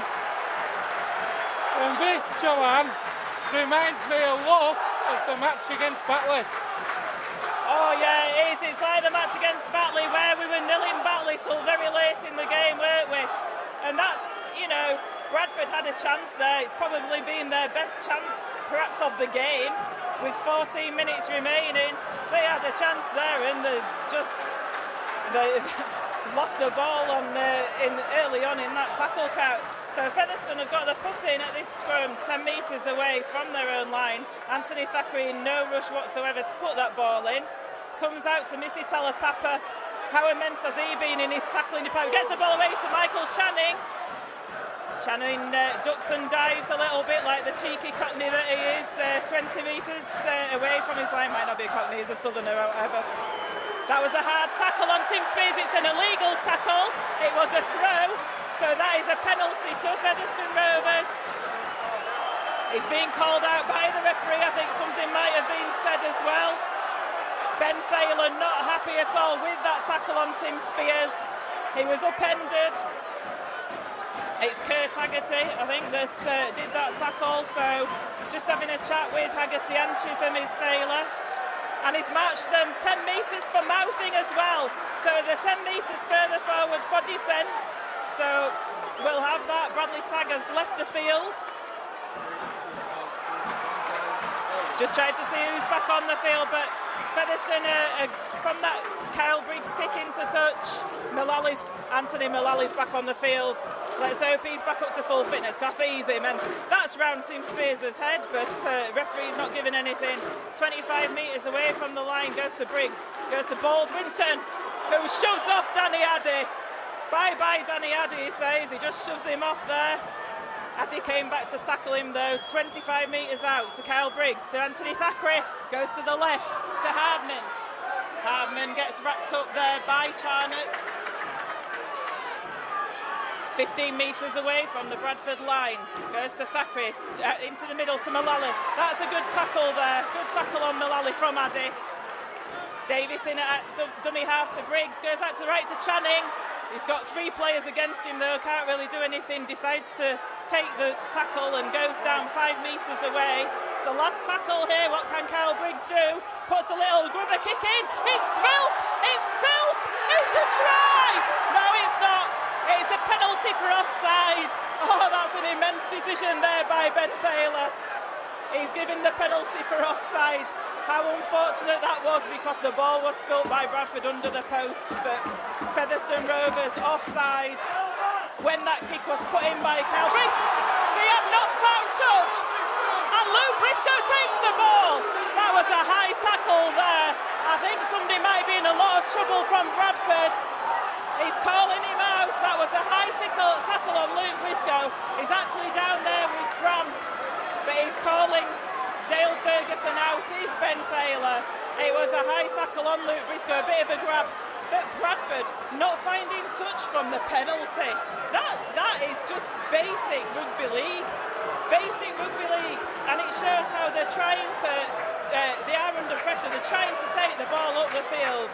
There's players out there with cramp at the moment. Bradford player behind the sticks with cramp getting treatment. Luke Briscoe getting treatment for cramp as well. But this will be a penalty to Featherstone. Dale Ferguson had a talking to from the referee. So it's out here on the left, it's not kickable. John Davis, I think, asking, shall we go for 2? But that's not going to happen. Physio gets the player that was receiving treatment for Bradford up on his feet, so John Davis will take this penalty tack 10 metres away from the line, goes to Baldwinson. Baldwinson's safe as houses, isn't he? He's 8 metres out now, goes to John Davis, acting dummy half, decides to go a bit dodgy himself, dodging through, 3 metres away, Fantine and Andy Ellis. Bostock in at dummy half, goes to Thackeray, Steve Snitch again. Manages to hold on to the ball 2 metres away. John Davis in, goes to Thackeray. Bostock taking it up again. 5 metres away, lost a little bit of ground. It was a bit of a slow pass from Davis, from the acting dummy half. Goes to Thackeray this time. Thackeray inside to Mullally. Mullally fancies himself. He's looking to offload the ball. It's knocked on by Jordan Baldwinson. Mullally took it forward. He had his back to the sticks. He passed it to Jordan Baldwinson, but Baldwinson not able to take it. So the scrum is set by Bradford very quickly on their 10 metre. They realise time's running out. There's just over 10 minutes remaining, Ben, and it's 20 points to 0 to Featherstone. Rovers hammering on that Bradford door, not able to get over, but crucially running the clock down at the same time. 10.5 minutes left here, Joe. Still Featherstone 20, Bradford 0. And crucially that, yes, they didn't get the try, but look where they turned it over. And with 10 minutes left, the Bulls have still got to score 4 times. Well, we can see with the penalty slipping in, it appears Bradford aren't just losing this game on the scoreboard, they've lost it in their heads too. With the speed that they set that scrum at though, you can see maybe there's still a bit of hope in these players' minds. Here's Ferguson now. Bostock in that tackle, and Baldwinson. Addy finds Chisholm. What ball's worked out wide, but great defence again from Rovers. The Bulls are just in the Rovers half. That's a good run from Sidlow. Offloads to nobody.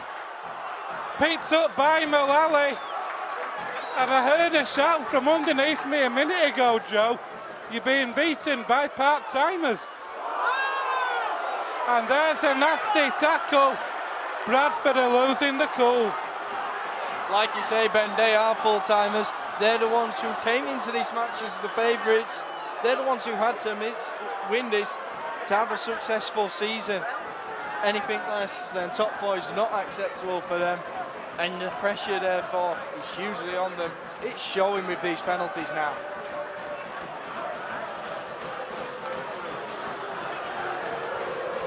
Yeah, Kurt Haggerty there with a tackle, a slap on Tim Spears in back play there. Just not allowed, is it? That off the ball.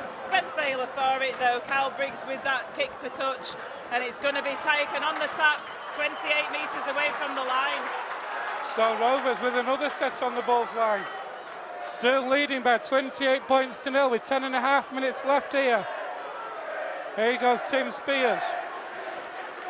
Bulls fans are starting to leave. Here goes Anthony Mullally.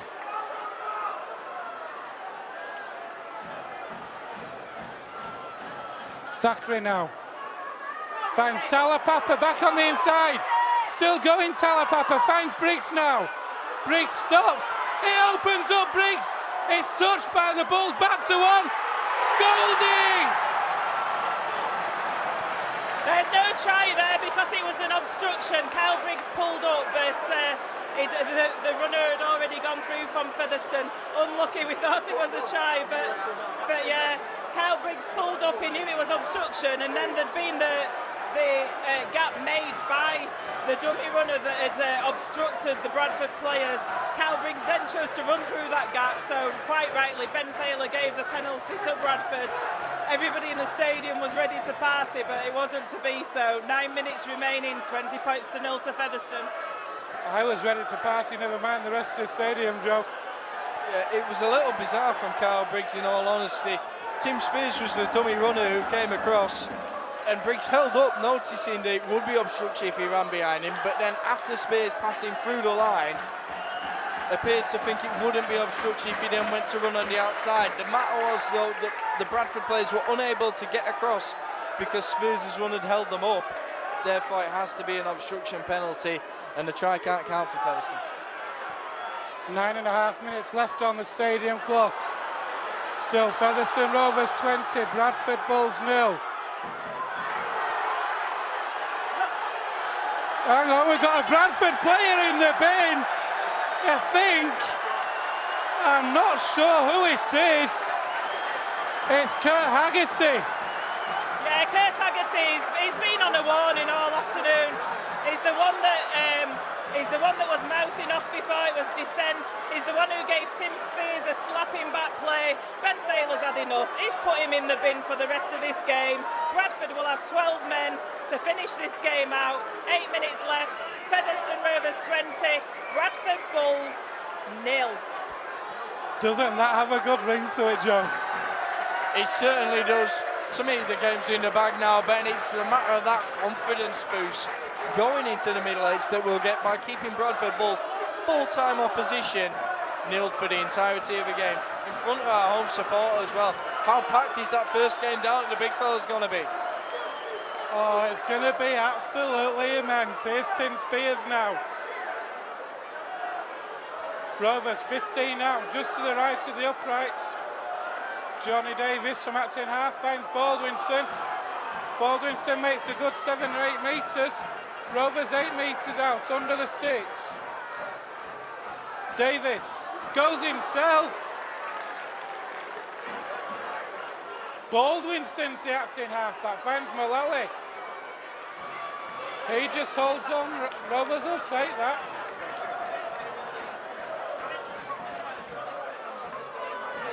Bostock through a gap, looking for his second try of the season, but he's lost the ball.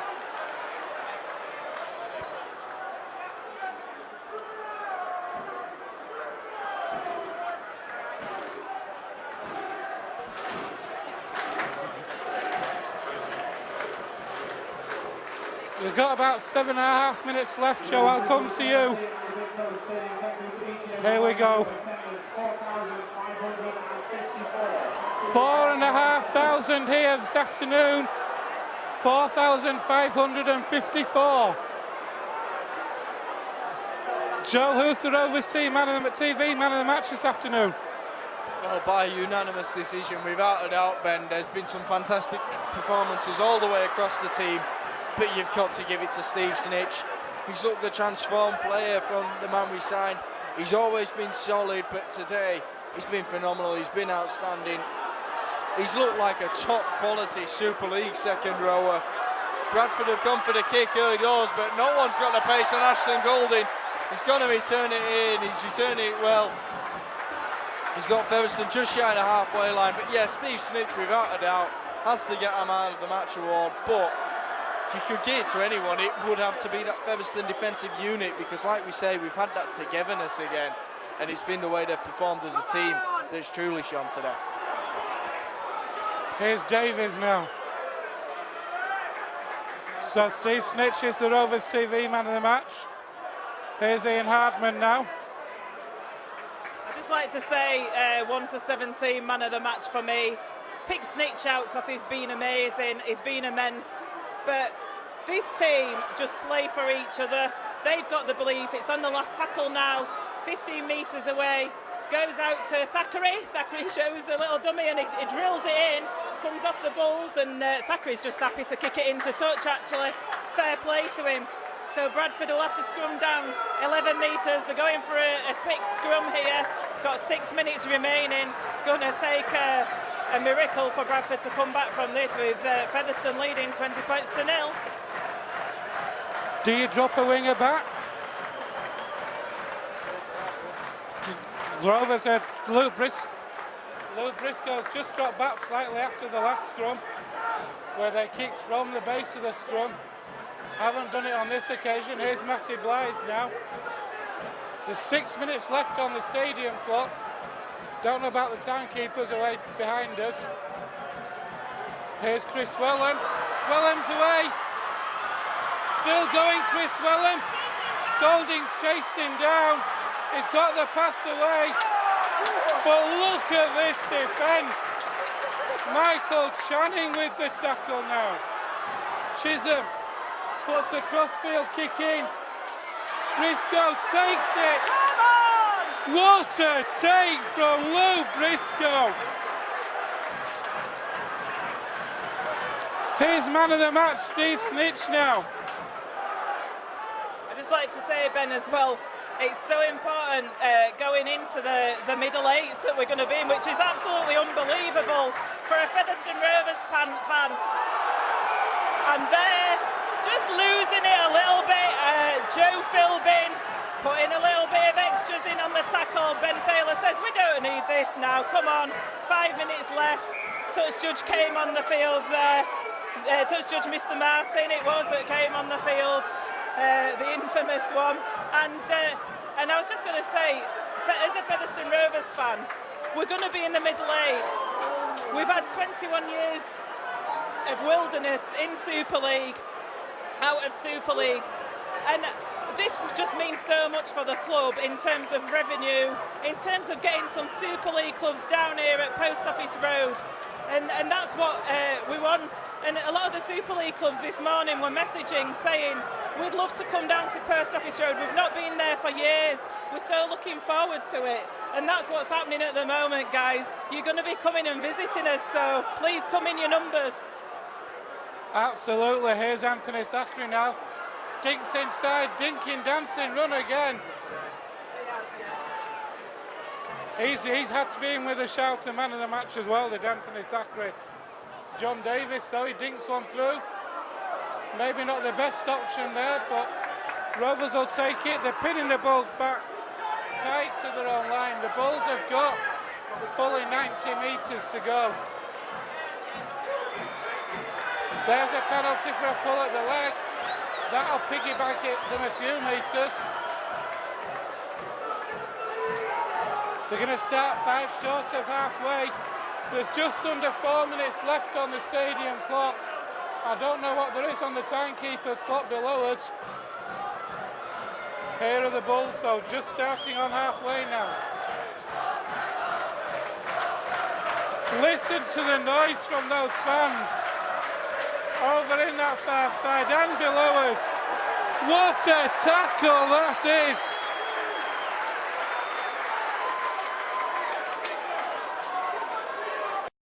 see the frustration on the players, the Bradford players, the face of the Bradford players there, Joe.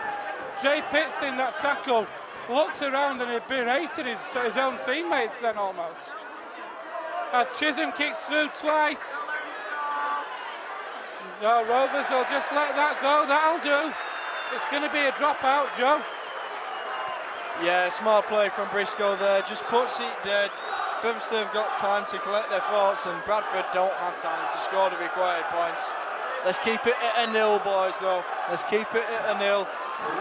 Steve Snitch, though, it shows how fantastic he's been when Missy Talapapa, with all those fantastic tackles he's put in this match, hasn't come in running. Anthony Faku's got the sponsors man of the match, though, and it's difficult to argue with that. He has been the maestro going forward, he has run the show.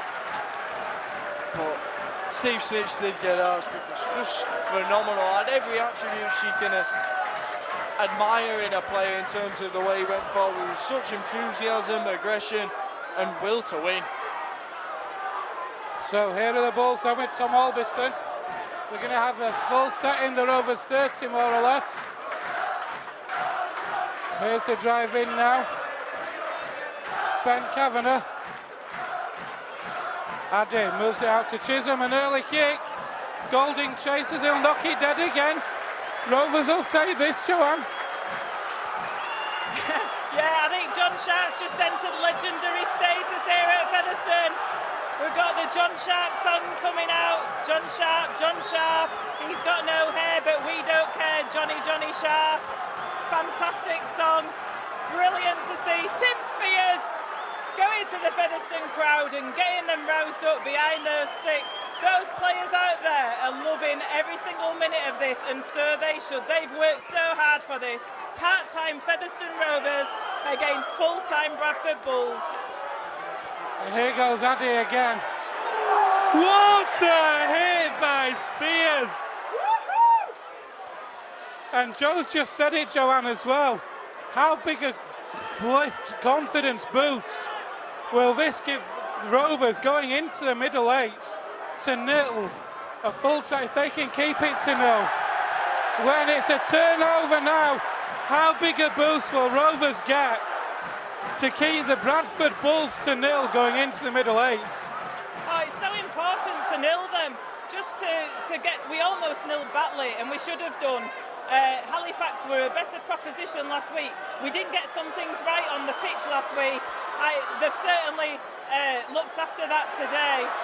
And to be honest, you know, to nil them will be so important. Michael Channing plays the ball, takes an eternity there, goes to Ian Hardman. They're just sort of walking this in at Featherstone at the minute with 53 seconds remaining in this game. Davis now. Jordan Ball, Anthony Mullally has a run. He's been immense for Rovers today as well this afternoon.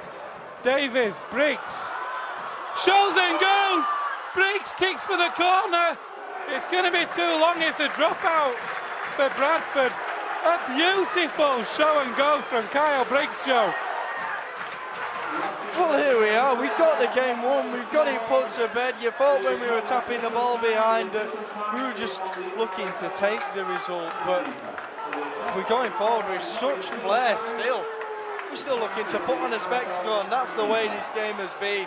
It's about showing a performance and making it a pleasant day for the fans. I just want to say as well, as the clock counts down, it's going to be a dropout to Bradford. Batley have won at Swinton, so it's going to be Featherstone and Batley in that top four. Who'd have thought that at the beginning of the season? People would have put the money on Lee. Nowhere, you know. And now it's 2 seconds left. Tim Spears has the ball and the shooter goes! That is Featherstone Rovers in the Super 8 qualifiers for Super League. That is amazing. The crowd are on the pitch. Absolutely unbelievable. The crowd are coming on the pitch. What a performance from Featherstone Rovers.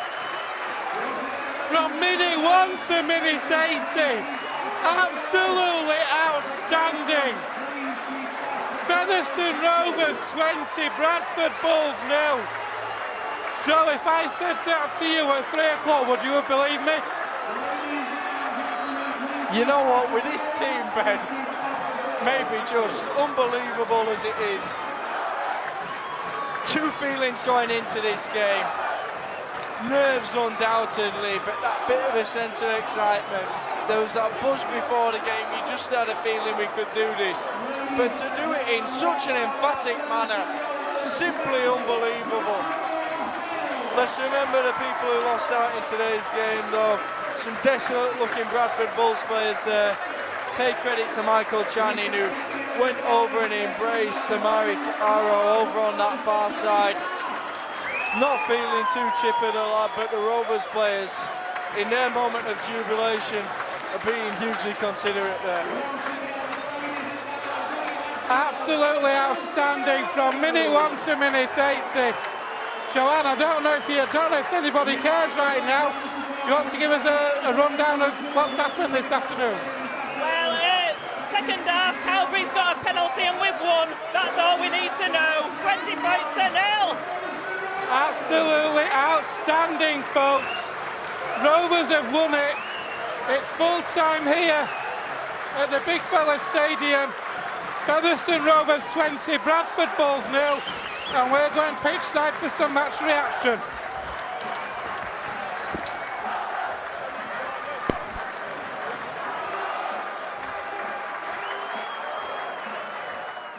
Kyle, 20 points to 0 against Bradford. I keep saying it to myself, it's a fantastic scoreline, isn't it? Yeah, it was fantastic. The boys were outstanding again. We've been outstanding for the last 3 weeks now. We had a real tough ending to the season. Destiny was in our hands, and I tell you what, that's fantastic form to go into these middle eights. Fantastic. It's we set our goals out beginning of the season, and we've achieved it. Now it's just to kick on in these middle eights and see if we can challenge them big boys up there. And all the pressure was on Bradford today, really, wasn't it? I mean, you saw them at the end of the game. They were absolutely deflated with those Bradford players because as a full-time professional team, they were expected to make that top four. They've spent a lot of money to get there, and they're now in the Super 8s Championship Shield, and Featherstone in the Super 8s qualifiers with Batley. Yeah. It's I think Batley. We got Bradford, at a good time really. I think they're a little bit busted in their camp. Which, they've got a lot of strength in depth though, so should be able to manage with that, and we've only got a small squad. Again, I can't, I'm too excited. It's fantastic, the boys are fantastic. Just can't wait for these middle eights now. Oh, certainly, and it's just the strength and the belief that the squad have got, and you can tell you work hard for each other out there. It's all instilled in you, isn't it, from 1 to 17? Yeah, definitely. Like I said in an interview the other day with yourself, the adversity we've gone through in the last few weeks, I think it's probably made us tighter as a group, as a team, and it just showed over the last 3 weeks on the field how tight it has made us, and the boys have been great. Kyle, I'll let you go and enjoy it in the dressing room now. Thanks very much. Steve Snitch, our Rovers TV man of the match this afternoon. The last 3 performances you've put in the Featherstone Rovers colours have been immense. Where has it all come from? I've had a long rest, haven't I? I've been out mostly with an injury, but no, I've still been getting a bit of fitness back this last couple of weeks, and today was, I think, the first week where I felt really good and my lungs have held out. So yeah. Yeah, you've done the full 80, and how important was it to nil the Bradford team this afternoon? It weren't just about winning; it was really important to nil them as well, wasn't it? Yeah. I thought our scramble was very good. There was times that they made a lot of yards late on that last 20, but we stayed strong and managed to get back in time, and to put a nil on the team like that, it's a big confidence boost for us, and we've just got to take it into these Super 8s now. And that's right, we're going into these Super 8s qualifiers for Super League for that £1 million game. We're going to have some Super League opposition down here. It's just going to be amazing for the fans of Featherstone Rovers. You can hear them behind us. They're just absolutely over the moon. Yeah. Well, they've really turned out today. Full credit to them. It's a great place to play at when it's like this, isn't it? But we've done the job today, and I I think we've got a week off next week, I think, can't we? So we'll have a rest, and it's back to the drawing board for these Super League teams. You know, I think we'll be looking forward to it. But we are the form team going into those Super 8s, aren't we? Into those Super 8 qualifiers.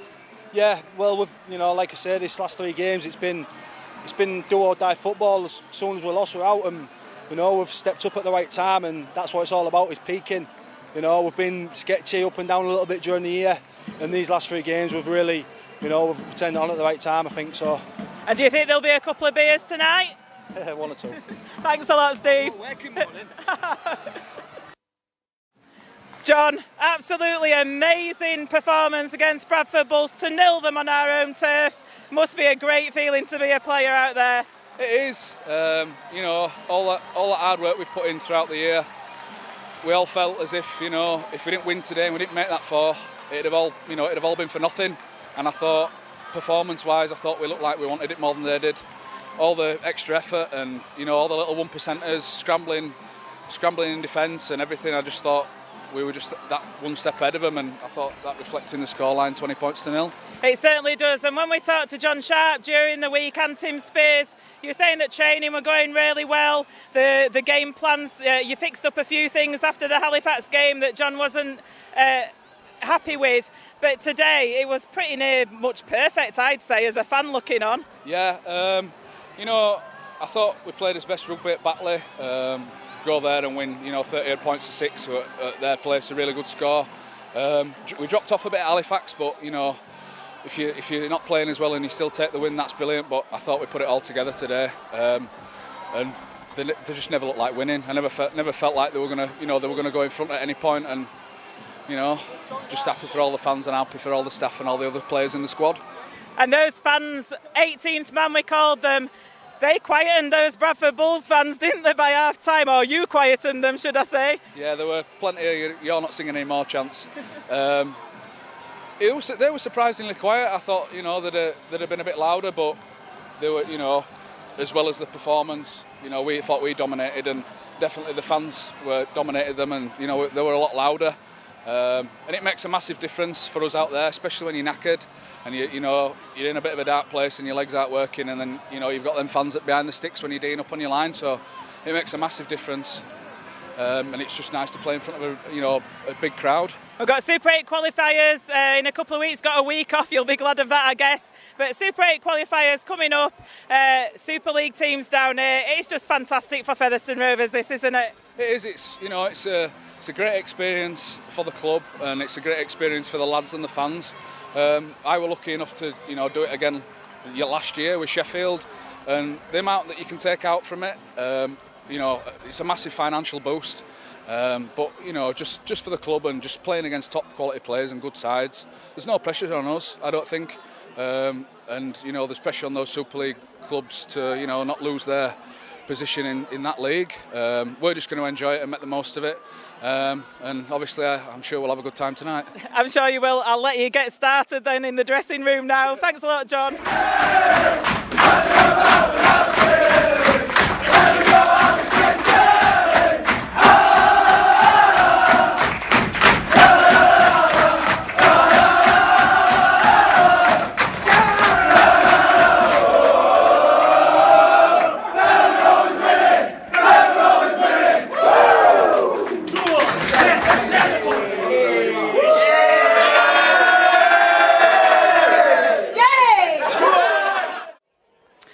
John, 20 points to 0 scoreline against Bradford Bulls. We talked, didn't we, earlier about quarter-final, semi-final. This was the cup final, and we blitzed them off the park, basically, didn't we? We played really well. I thought, the build-up, we had momentum from Batley. I thought the Batley game was a really big game for us. I thought it got us ready for Halifax.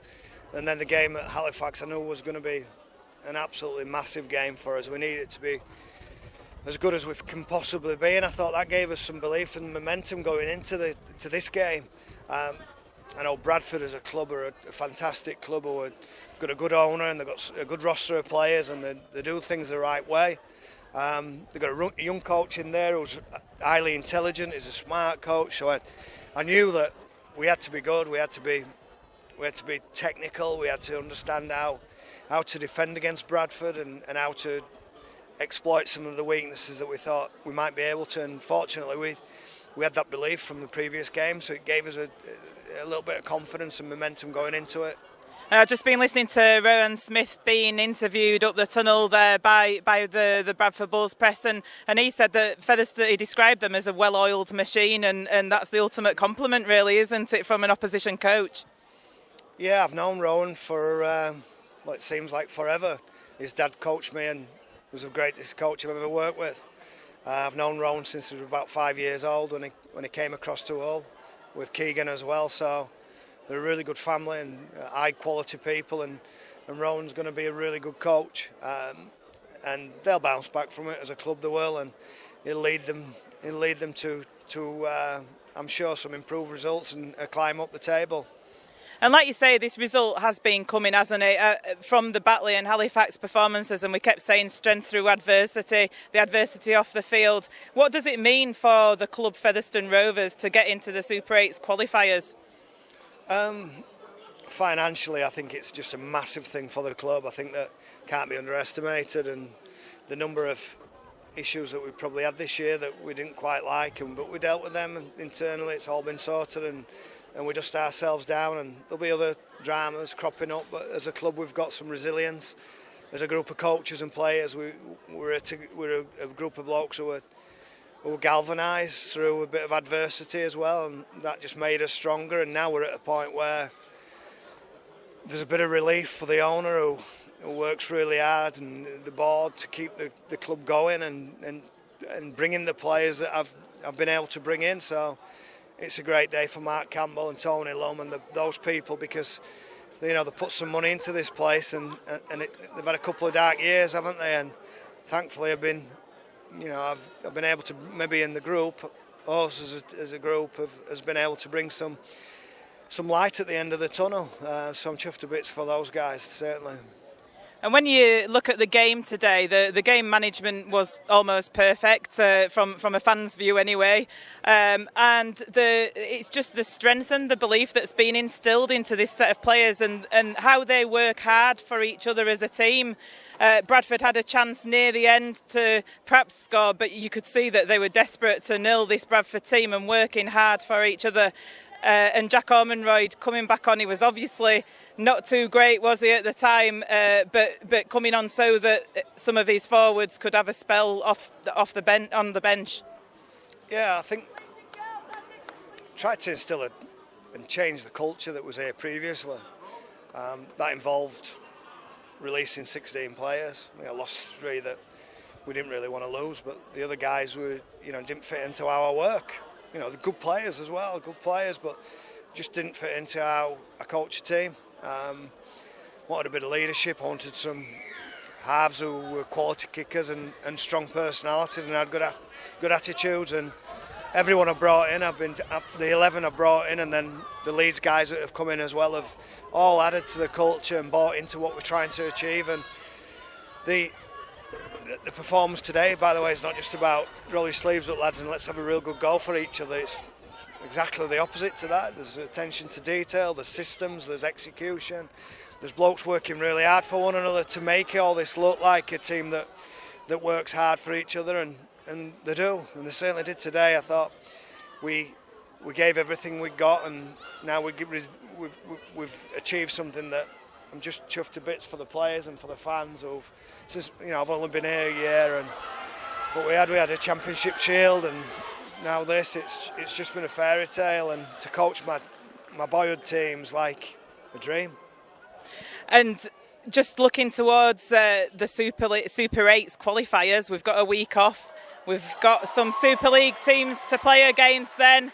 Is it sort of have a little bit of a celebration and a rest tonight, and then looking forward towards this? Because it's certainly not the end of the road, this, is it? No, it's. My first priority is collecting my car from Mazda car park. I got a puncture on the way in, so I've got to sort that out before I start celebrating. But I thought when that happened, geez, I hope it's not going to be the day that it's going to be. And thankfully, there were another couple of bits that didn't go our way early on, and they came in 3. So we got a bit of rain. The girls came and went for a little bit of a I suppose a couple of drinks in Danny Evans's garden that started rain. I thought that's number 2, and then there was something else that cropped up, or the light in the coach's office that went as well. So it looked like it was going to be a day that you think, oh no, but it came through in the end. And we had Featherstone legend. I mean, I've been supporting the club since 1979, so to see Brendan Tutor leading the team out today was something special as well. It just sort of like added to the occasion, didn't it, basically? Yeah, it's funny how you mentioned Brendan Tutor, then your eyes started fluttering. Yeah, I remember playing against Toots, enjoyed playing against him. We had some clashes and we got stuck into each other, and then we used to share some beers as well. He's a good friend of my brother's. My brother used to house sit when he went back to New Zealand, so there's a good bond there between my family and Brendan and his.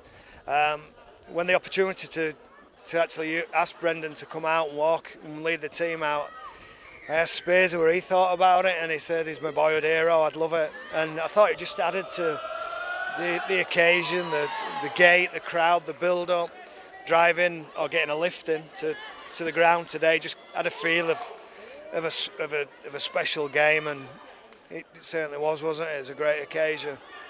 John, I'll let you go up into the clubhouse because I'm sure there's a big crowd of Featherstone Rovers fans waiting for you. You almost got legendary status today, I think. And just on a side note, what do you think to your song that they like singing around the ground? It stems from the Boulevard and the Threpney stand. They used to sing it there. So it's been going about 20 odd years. Is it on Wikipedia as well, which I think is quite bizarre. So brilliant. I think it's a sign of respect. I think it's a sign that I think I'm a knockabout bloke and I'm doing all right for the team. So that's the most important thing. I think that as a club we're doing really well, and I'm pleased for everyone that works here and supports it, because it's been a special day for us. Thanks, John. I'll let you go and enjoy the rest of the evening.